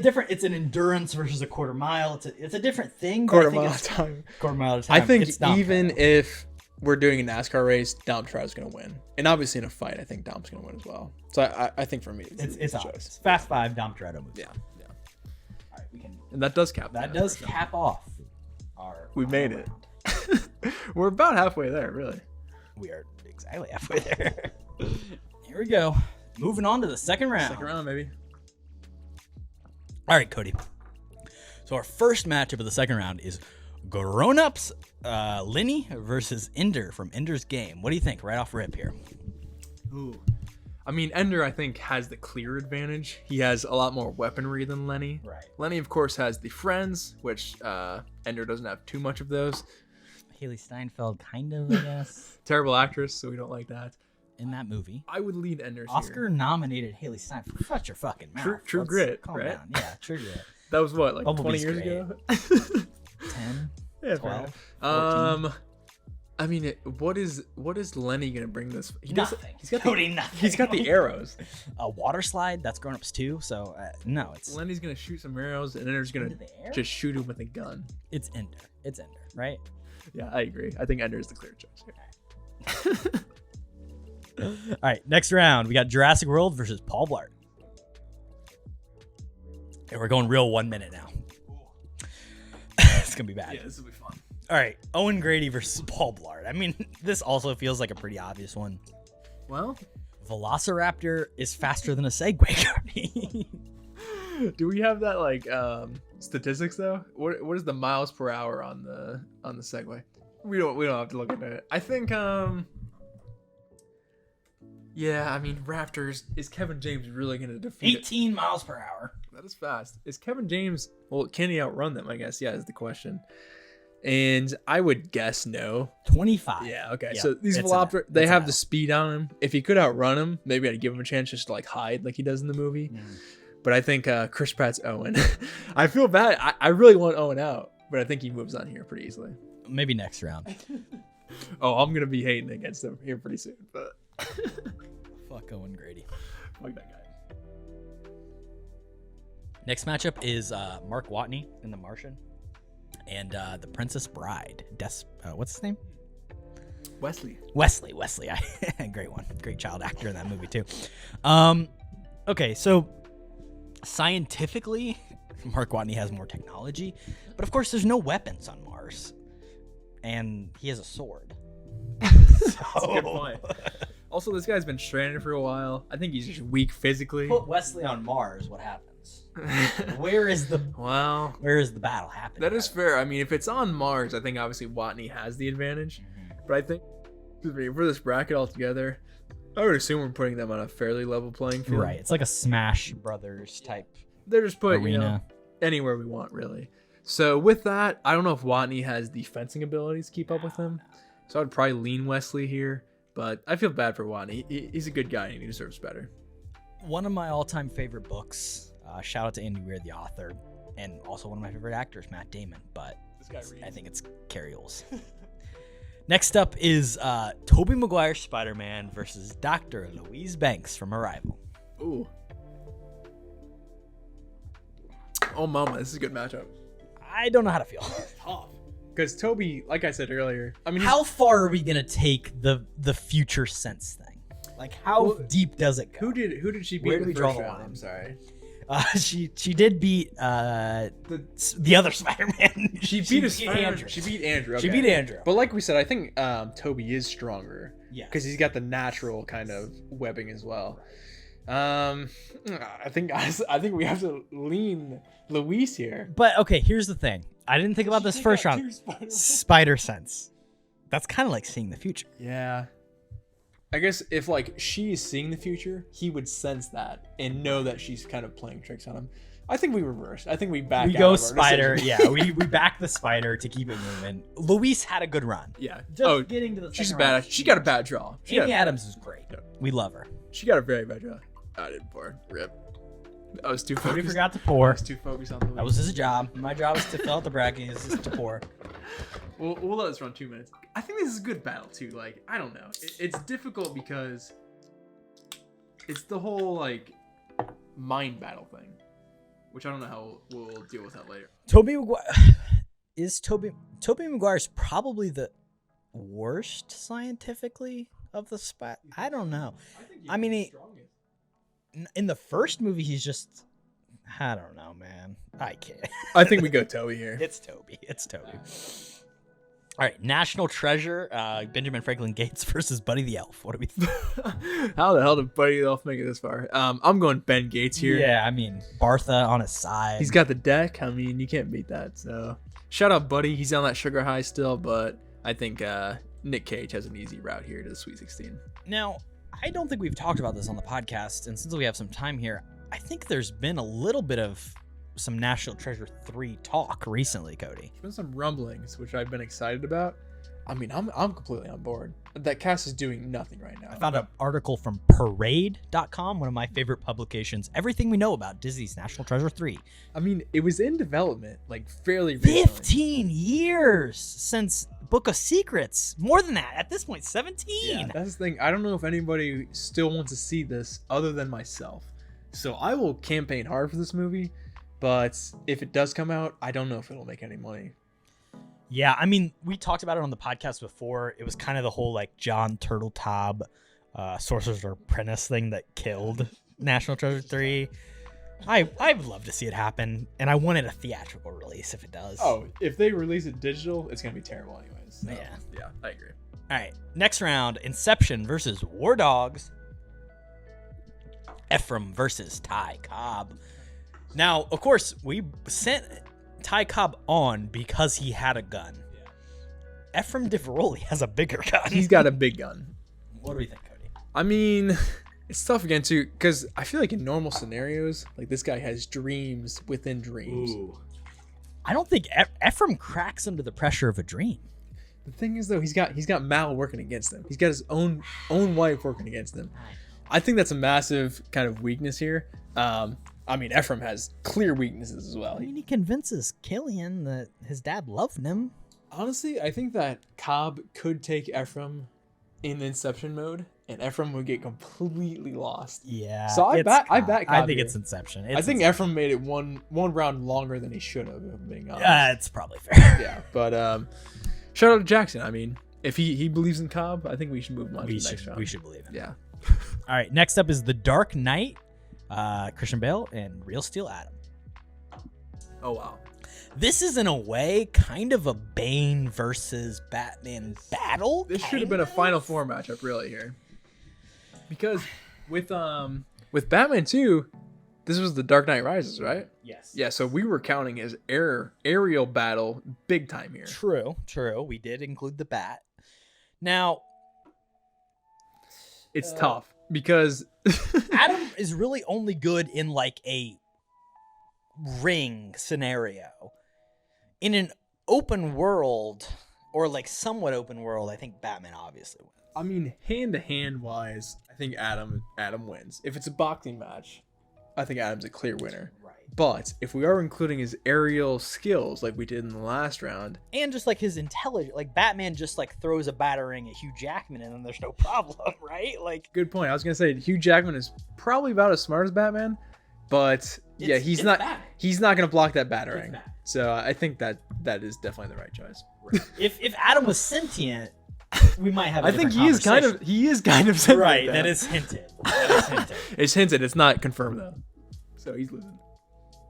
All right, Puss in Boots versus John Wick. This is a fun one. Mama. For me. We teased We're it. getting in the good matchups here, yeah. I don't even know where to go. I mean, it's kind of just like guns versus swords in a sense. True. Because obviously you have. He doesn't have guns in the world of Puss in Boots. They don't exist in Do the you Shrek think universe. that Puss in Boots will block bullets here? Because I mean, John Wick he's a master marksman. He does not miss. He's headshot heavy. But do you know who Death got? John Wick. That is true. Death didn't get Puss in Boots. So John Wick died, and Puss in Boots survived. However, we have heard that John Wick 5 might be happening, so maybe he did survive. I don't know. Well, of course, we are basing this on the first John Wick movie and Puss in Boots: The Last Voyage. It's not confirmed, but I think he is definitely coming back. Hey, we do know John Wick. He's a dog guy, not a cat guy, so he's not scared of Puss. That Like, is he'll true. take him out. He would kill Puss, I think, in an instant. Yeah, it's John Wick. It's tough. I feel bad for Puss. That's just a bad matchup. I think anybody else, I might pick Puss. Puss could be like a Sweet 16 player against a different person. I think if Puss was a dog, then maybe even an Elite 8 he guy. wins that matchup. But just because he's a cat, I think he loses. Yeah, because he couldn't take on John, he doesn't like cats.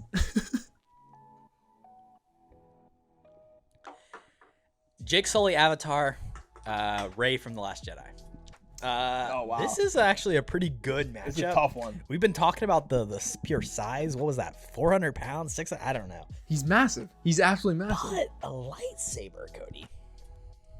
With Jake He took out Sully, Snoke. Snoke was like 8 feet tall. his weapon was a bow and arrow. Yeah. And I think a lightsaber will eat that up. She also has a force too, so the size advantage I don't think is as important, just because she can kind of control his actions a little bit more. Yeah. I feel like if he was on the opposite side of the bracket, this might be the national championship matchup. He's that big.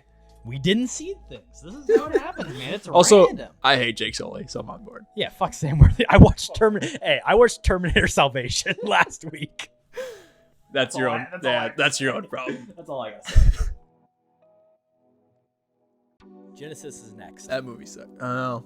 Oh, I spilled. I think Salvation might be worse, I which made is a big saying something. spill, guys. All right, next up, Snowpiercer versus Halloween. Curtis Oh damn! versus Michael Myers. Axe versus knife. I like both like physical weapons here. I mean, the thing with Michael Myers is he's unkillable. Yeah. Literally, you could axe him and nothing would happen. I mean, Curtis, he's near death, or he's pretty much dead at the end of this movie. Starved. He had to go through the whole train. That's I mean, the he thing, too. almost gets beat by fucking Tilda Swinton. But they do If have you're guns. losing to Tilda Swinton. But also, he's been starved, and he's eating cockroaches for like Right. years on years on years. Yeah.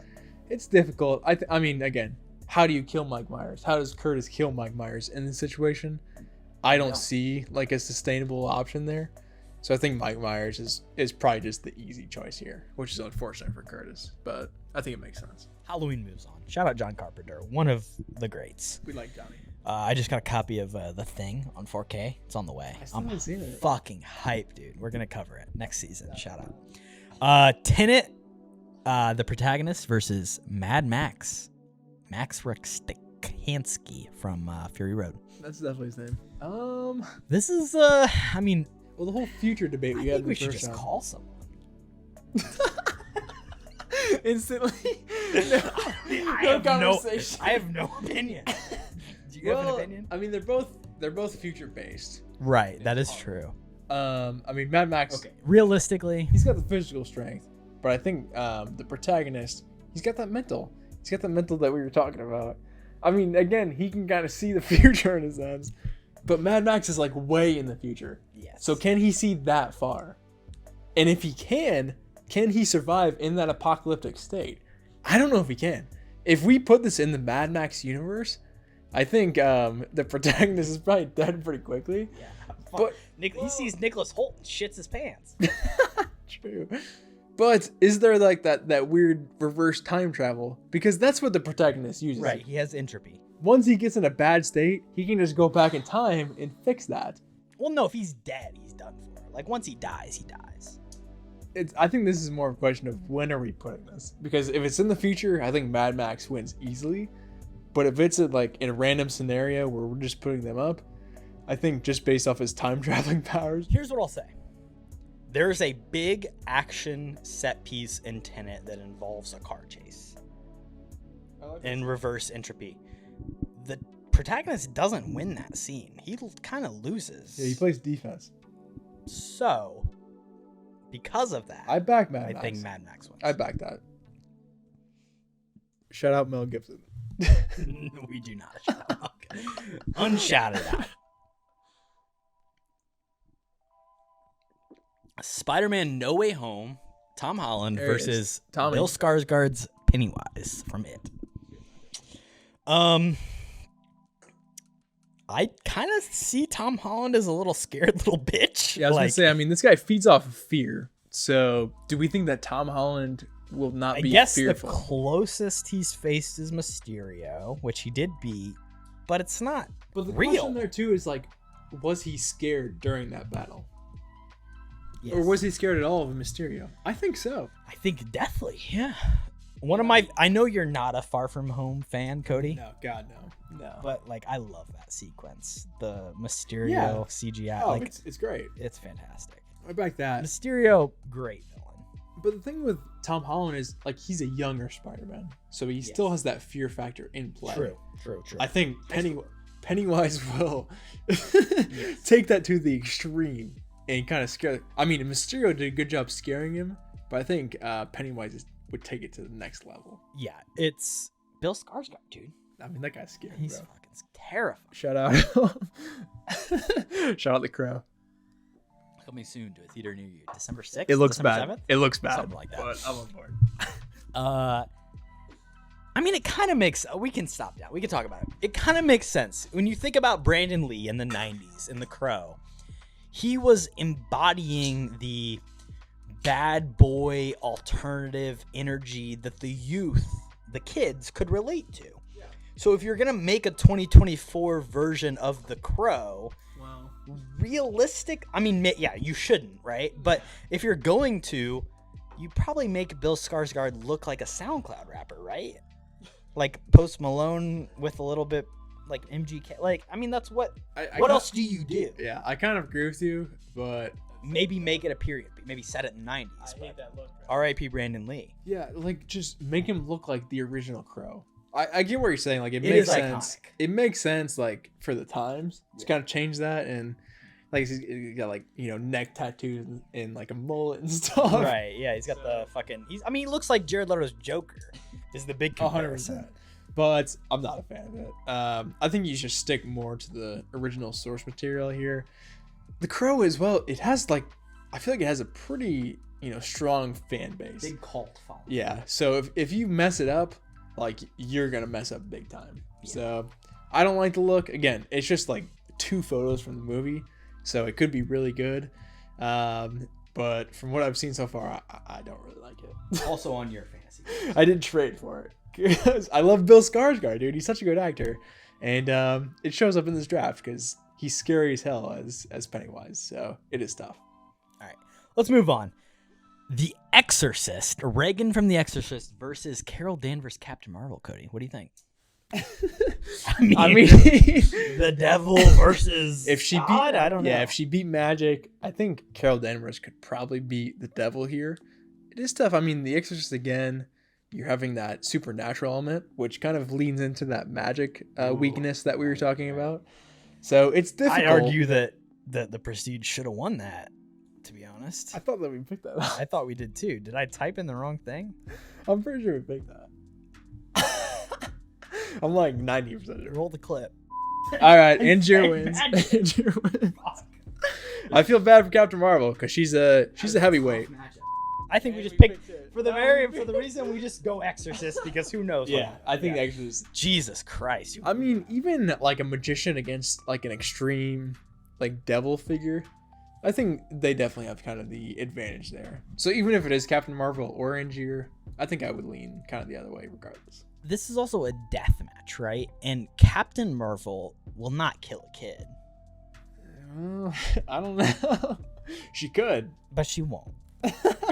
Yeah, you're probably right. Now we move on to our next matchup, which is Drax versus Knock at the Cabin. Oh, Leonard, which is Dave Bautista. So who wins, Drax or Leonard?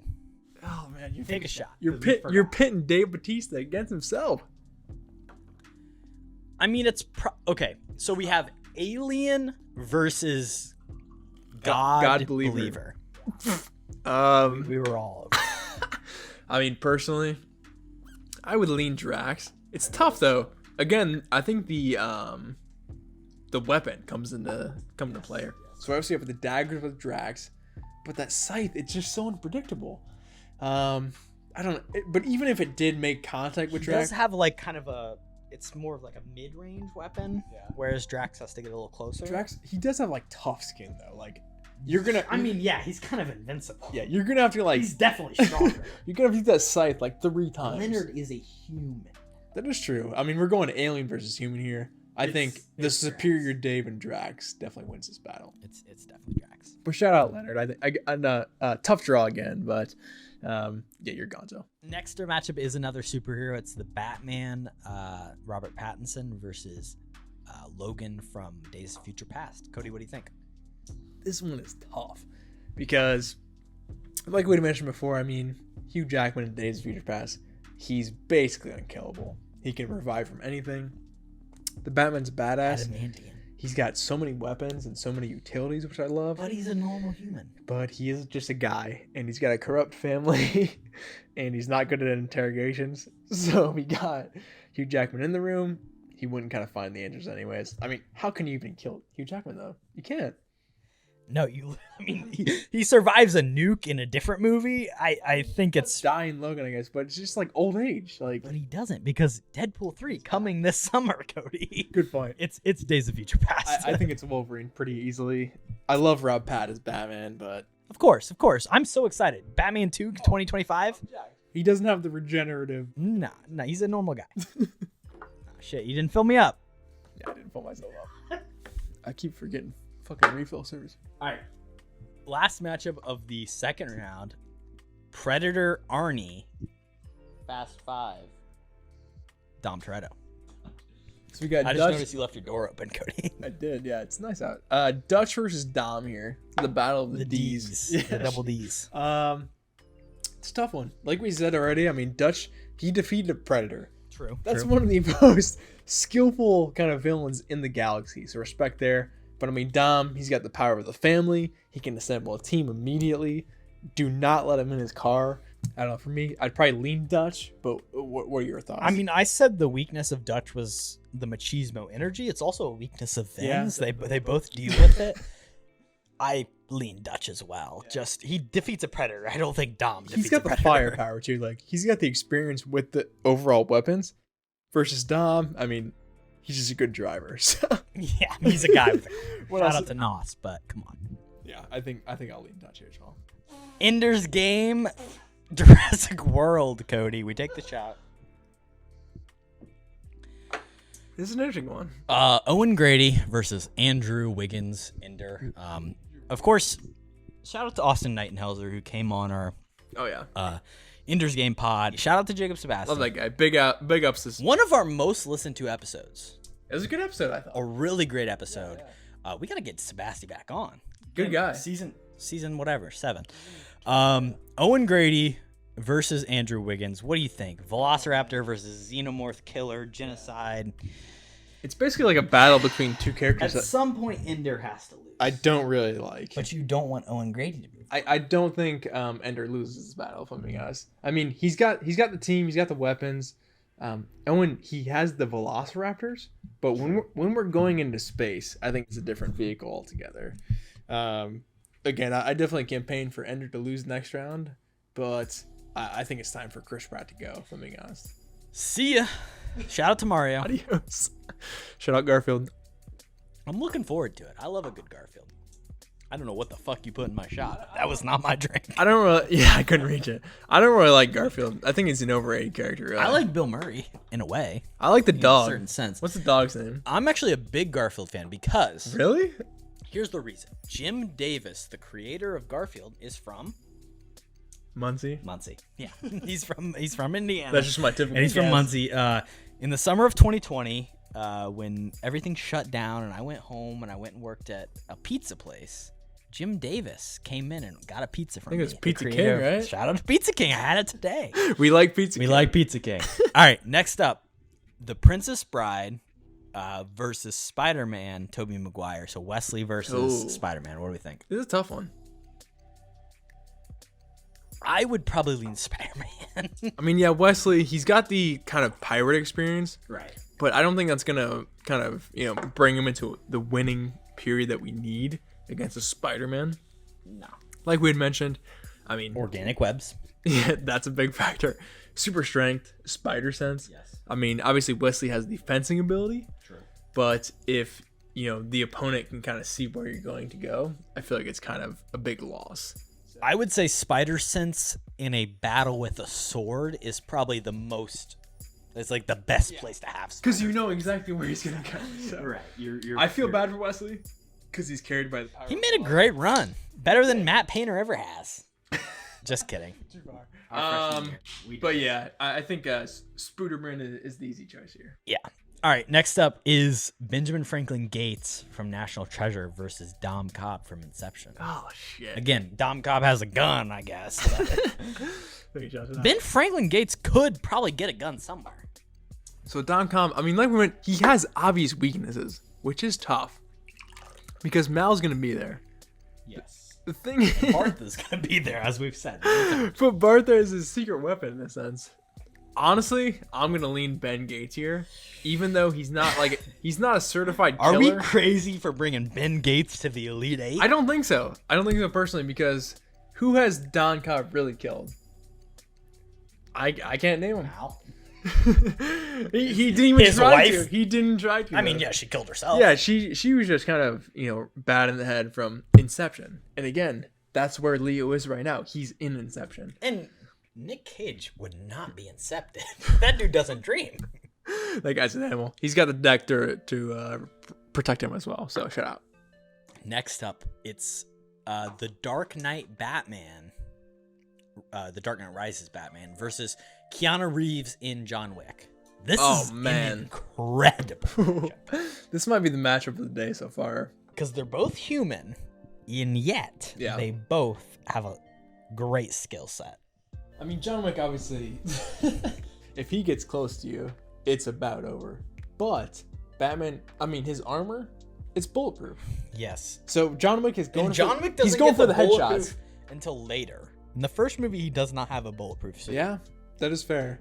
One thing I will say about the first John Wick, that's a great thing about the movie in a certain way, is that he gets the shit beat out of him. Like at the end of the movie, he's pretty run down. Yeah. Obviously, the opening of the movie is both the closing of the movie. He's been shot. He's been beat all shit. Christian Bale, he gets his back broken. In The but- Dark Knight Rises, he gets his shit I don't know. They beat both too. get their shit swatted. Who has the bigger rise? Who comes back in stronger? The Dark Knight Rises? I think the aerial battle for me. True. The The bat. lean The Batman. bat. It's Batman. If John Wick had a plane, I think he wins. We've never seen it. Never has he been in a plane. Yeah, Batman's armor is bulletproof. So he's going for the headshots. He's going to hit every time, but it's not going to be effective. So shout out Christian Bale. Moving over to the other side of the bracket, we have Ray from The Last Jedi versus Michael Myers from Halloween. Oh, mama. Now, we've said for a really long time that Michael Myers is unkillable. But A lightsaber. what about a goddamn lightsaber? I think that...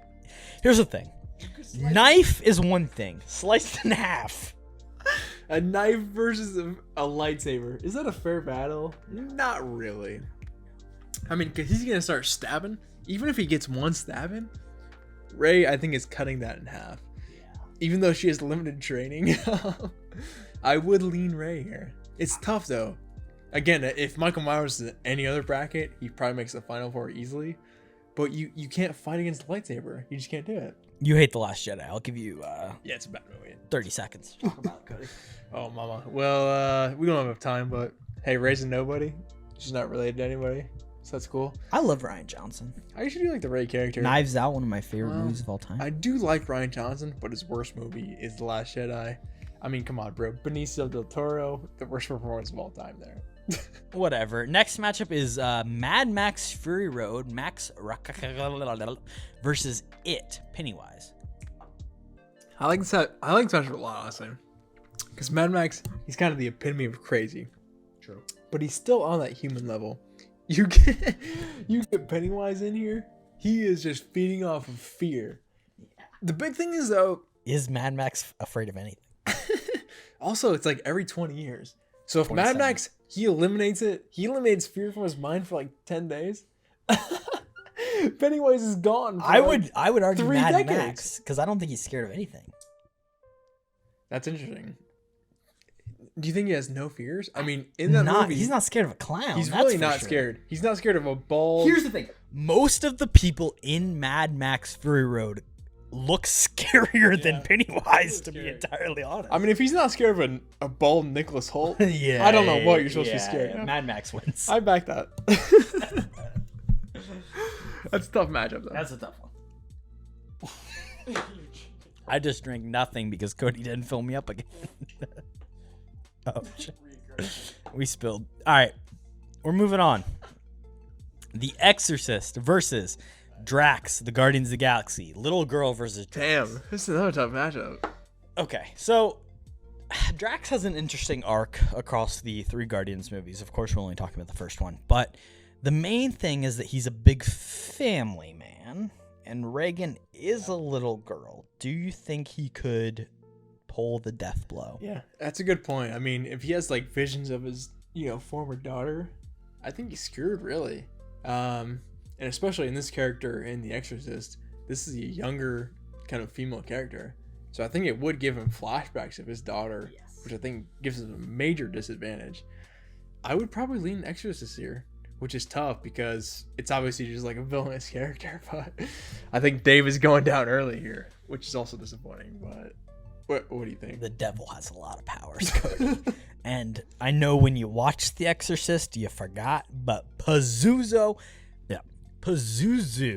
is that motherfucker's name, and he's a powerful guy. So The Exorcist moves on. Yeah, I agree. Shout out Dave, though. Good run. Dave. Good run. All right, next up, the last matchup of this round. Wolverine from Days of Future Past versus our man Dutch from Predator. Damn. This is a Final Four matchup right here. I mean, listen, Arnie in a different movie might take on Hugh Jackman, but I agree. Wolverine, I mean, adamantium. He's unkillable almost. I think Arnie against any other Sweet 16 matchup, he probably wins. But he's got a bad draw, and that's sometimes how it goes. But It's the way the fucking tournament plays out. I don't think there's any scenario where Arnie actually kills Wolverine. It's just not possible. Yeah, I mean, he took on the Predator, which is a great task. It's respectable, yeah.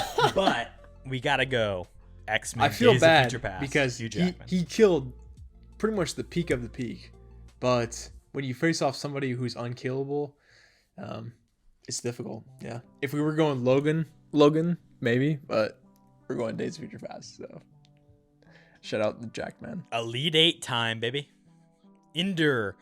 Andrew Wiggins versus Tobey Maguire's Spider-Man. What do you think, Cody? How the hell is Ender's Game still in this? It made it to the Elite 8. He did do pretty well. He did very well. You knocked out Chicken Little first round, but Oh, Chicken Little was gone too. you let the butter last. like we mentioned already, I think Toby's Spider-Man is pretty much like the strongest Spider-Man we have seen. Again, he's kind of a nerd and a loser, so it's tough. But Ender, for me, I want him Gonzo. I do not want him in this bracket. He is not. I think we gotta. He's not making the Final Four by watch. yeah. Shout out to Austin. I love that episode. No, great episode. That's one of my favorite episodes of all We'll get time. Austin But back again soon. He has to come back, but Um, and there's gotta be content. dude, it's not a good movie at all. I read that book and I love it. Shout out to me for reading. But like, it's a terrible adaptation. Oh, the book's got to be 10 times better. Tobey Maguire obviously had a huge impact on like our childhoods as a Spider-Man. Also, like one of our first season picks. I'm perfectly fine with taking Butterboy out. The show Sex Education on Netflix. I love the first season. Is like one of my favorite first seasons of television ever. I watched the fourth season recently. It was okay, but if you haven't seen it, go check out the show. Butterboy and the girl who looks like Margot Robbie. Emma Mackey. Emma Mackey, yeah, I got you. She's awesome. National treasure Benjamin Franklin Gates making it to the Elite Eight versus The Dark Knight Rises Batman. I'm sorry, Ben. I'm glad you made it this far, but Batman? Yeah. I'm Batman. Can you do your best Bale impression since we have time? I'm Batman. Okay, great job, Cody. Good job. Good job. I agree, though. I mean, Ben Gates, he's done a good job just making it this far. I mean, The Dark Knight Rises Batman, though, I don't think he has much chance. Obviously, that Ariel we've been talking about, he's done so immediately.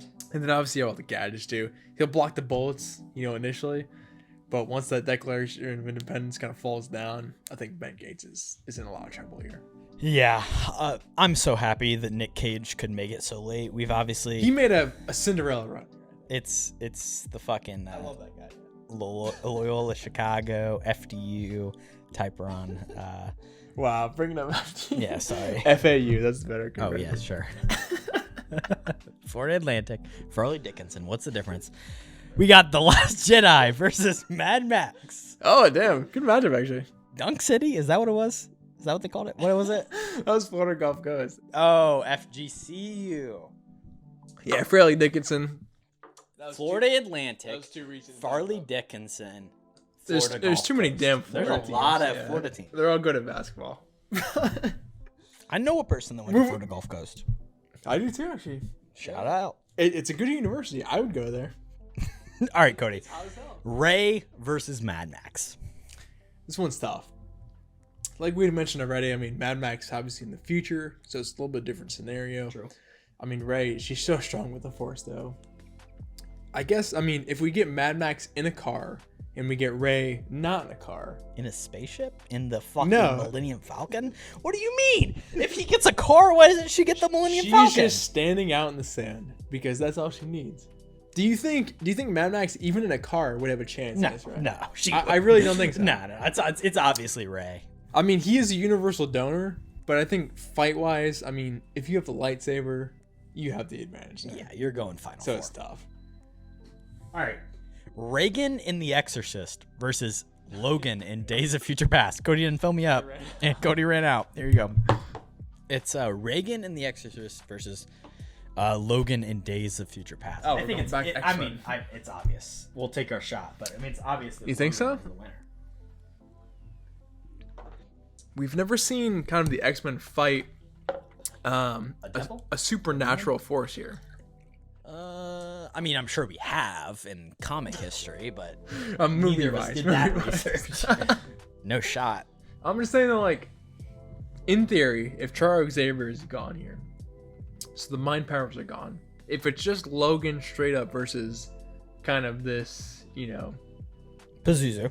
big figure that can kind of take you over mentally, is that something, do you think that, I mean, because Logan he's indestructible physically, but I guess, like, mentally, maybe there's a little wiggle Fucking room. Logan wins. Reagan is a 12-year-old girl. I get she's possessed, but at the end of the day, adamantium claws through the chest kills her, no matter what. Even if he only gets one hit on her, like, she's done so. What is she gonna do to him? I mean, possess him. Nothing. Possess How him. did she make it to the Elite Eight? I couldn't. She's a fucking tell badass, you. bro. Let's take a shot, Cody. Thanks for listening to the episode. You can follow the rest of our happenings over here at Kody and Korbin Have a Podcast on Instagram, Twitter, and TikTok at KHAP Podcasts, KHAPODCAST. Please follow us on Spotify, give us a rating, subscribe to our YouTube channel, and follow along for more. Final four. I'll just lay it out. We got Tobey Maguire's Spider-Man versus Christian Bale as Batman in The Dark Knight Rises. And on the other side, we have Rey in The Last Jedi versus Logan in Days of Future Past. This is a good Final Four. This is a great Final Four. This is a great Final Four. Even though we're a little bit hammered, I think this is a great. It's a great Final Four. So first up, Spider-Man versus Batman. Who wins? Oh, in a man. deathmatch? I mean, this is about as tough I think as we gotta it gets. call someone, dude. We've made it this far. It's the Final Four. Who's I gonna agree. help us? Connor, turn your volume up. Hey man, how's it going? Good. Okay, dude. We're doing our 3-year anniversary podcast, and here's what's happening. It's Kody and Korbin. We need help. We need help. Yeah. Christian Bale in the Batman, The Dark Knight Rises versus Spider-Man, Tobey Maguire. Who would win in a battle? In a battle? Yes, fight to the death. Tobey Maguire, Spider-Man versus Christian Bale, Batman. I feel like Christian Bale's Batman. Ooh, okay. So you obviously came on the podcast We to respect talk that. about Tobey Maguire, Spider-Man, but you're saying Batman? I did. I think Tobey Maguire. I think he just gets the shit beat out of him.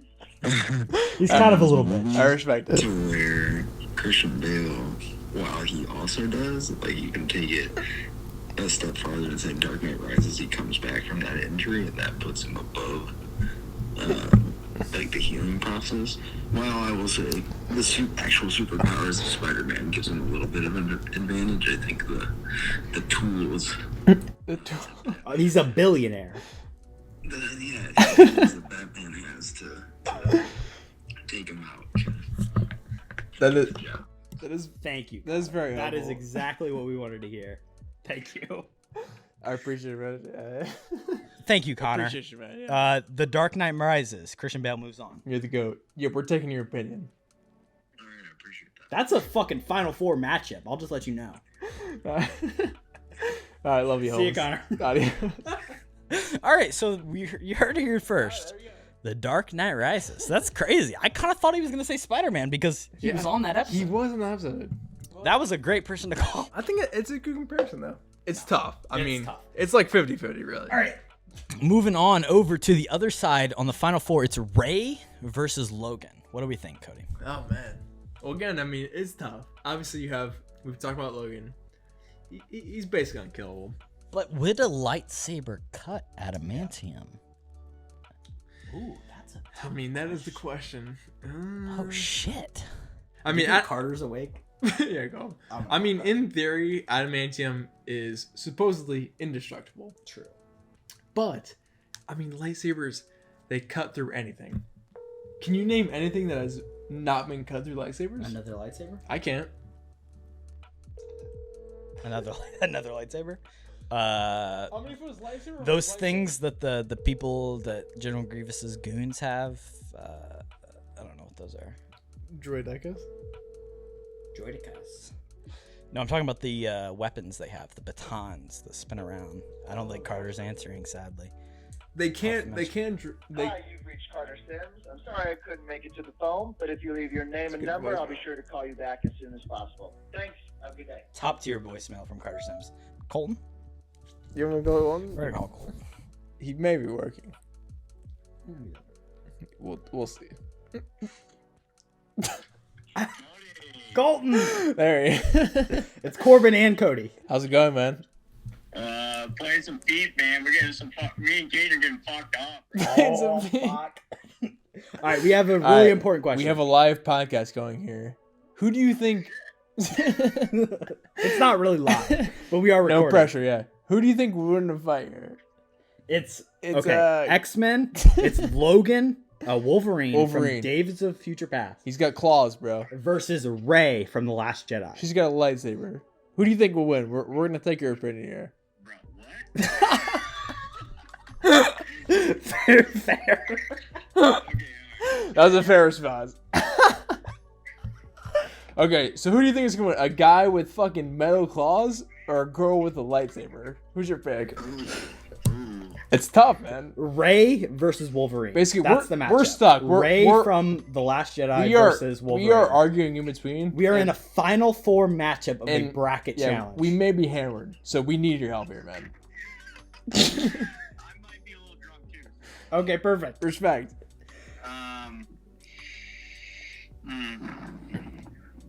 Damn, dude, lightsaber is pretty fucking nice. That's what I said. Lightsaber versus adamantium. That's the It's question. tough. It is tough. You know, you got the reach on the fucking with the saber. True. Claws are not very long. Oh, fuck. I do like X-Men though. You could ask whoever's on FIFA with you if you need to. Oh, he doesn't know. He doesn't know. All right, let me ask Gabriel. He has no idea. He's asking, are they both skilled with their respective weapons? Yes, of course. Okay, yeah, Sure. they are. Dumb the fuck up. He said he's taking a lifesaver. All right. All right. It's official. Shout out to Bristol, Connecticut, and it's the lightsaber. Ray moves on. Love you, Holmes. Thank you, Colton. Thank you. Love you, Holmes. All right, peace out, brother. All right, so we've made it to literally the final matchup. We have The Dark Knight Rises Batman versus Rey in The Last Jedi. Cody, what do you think?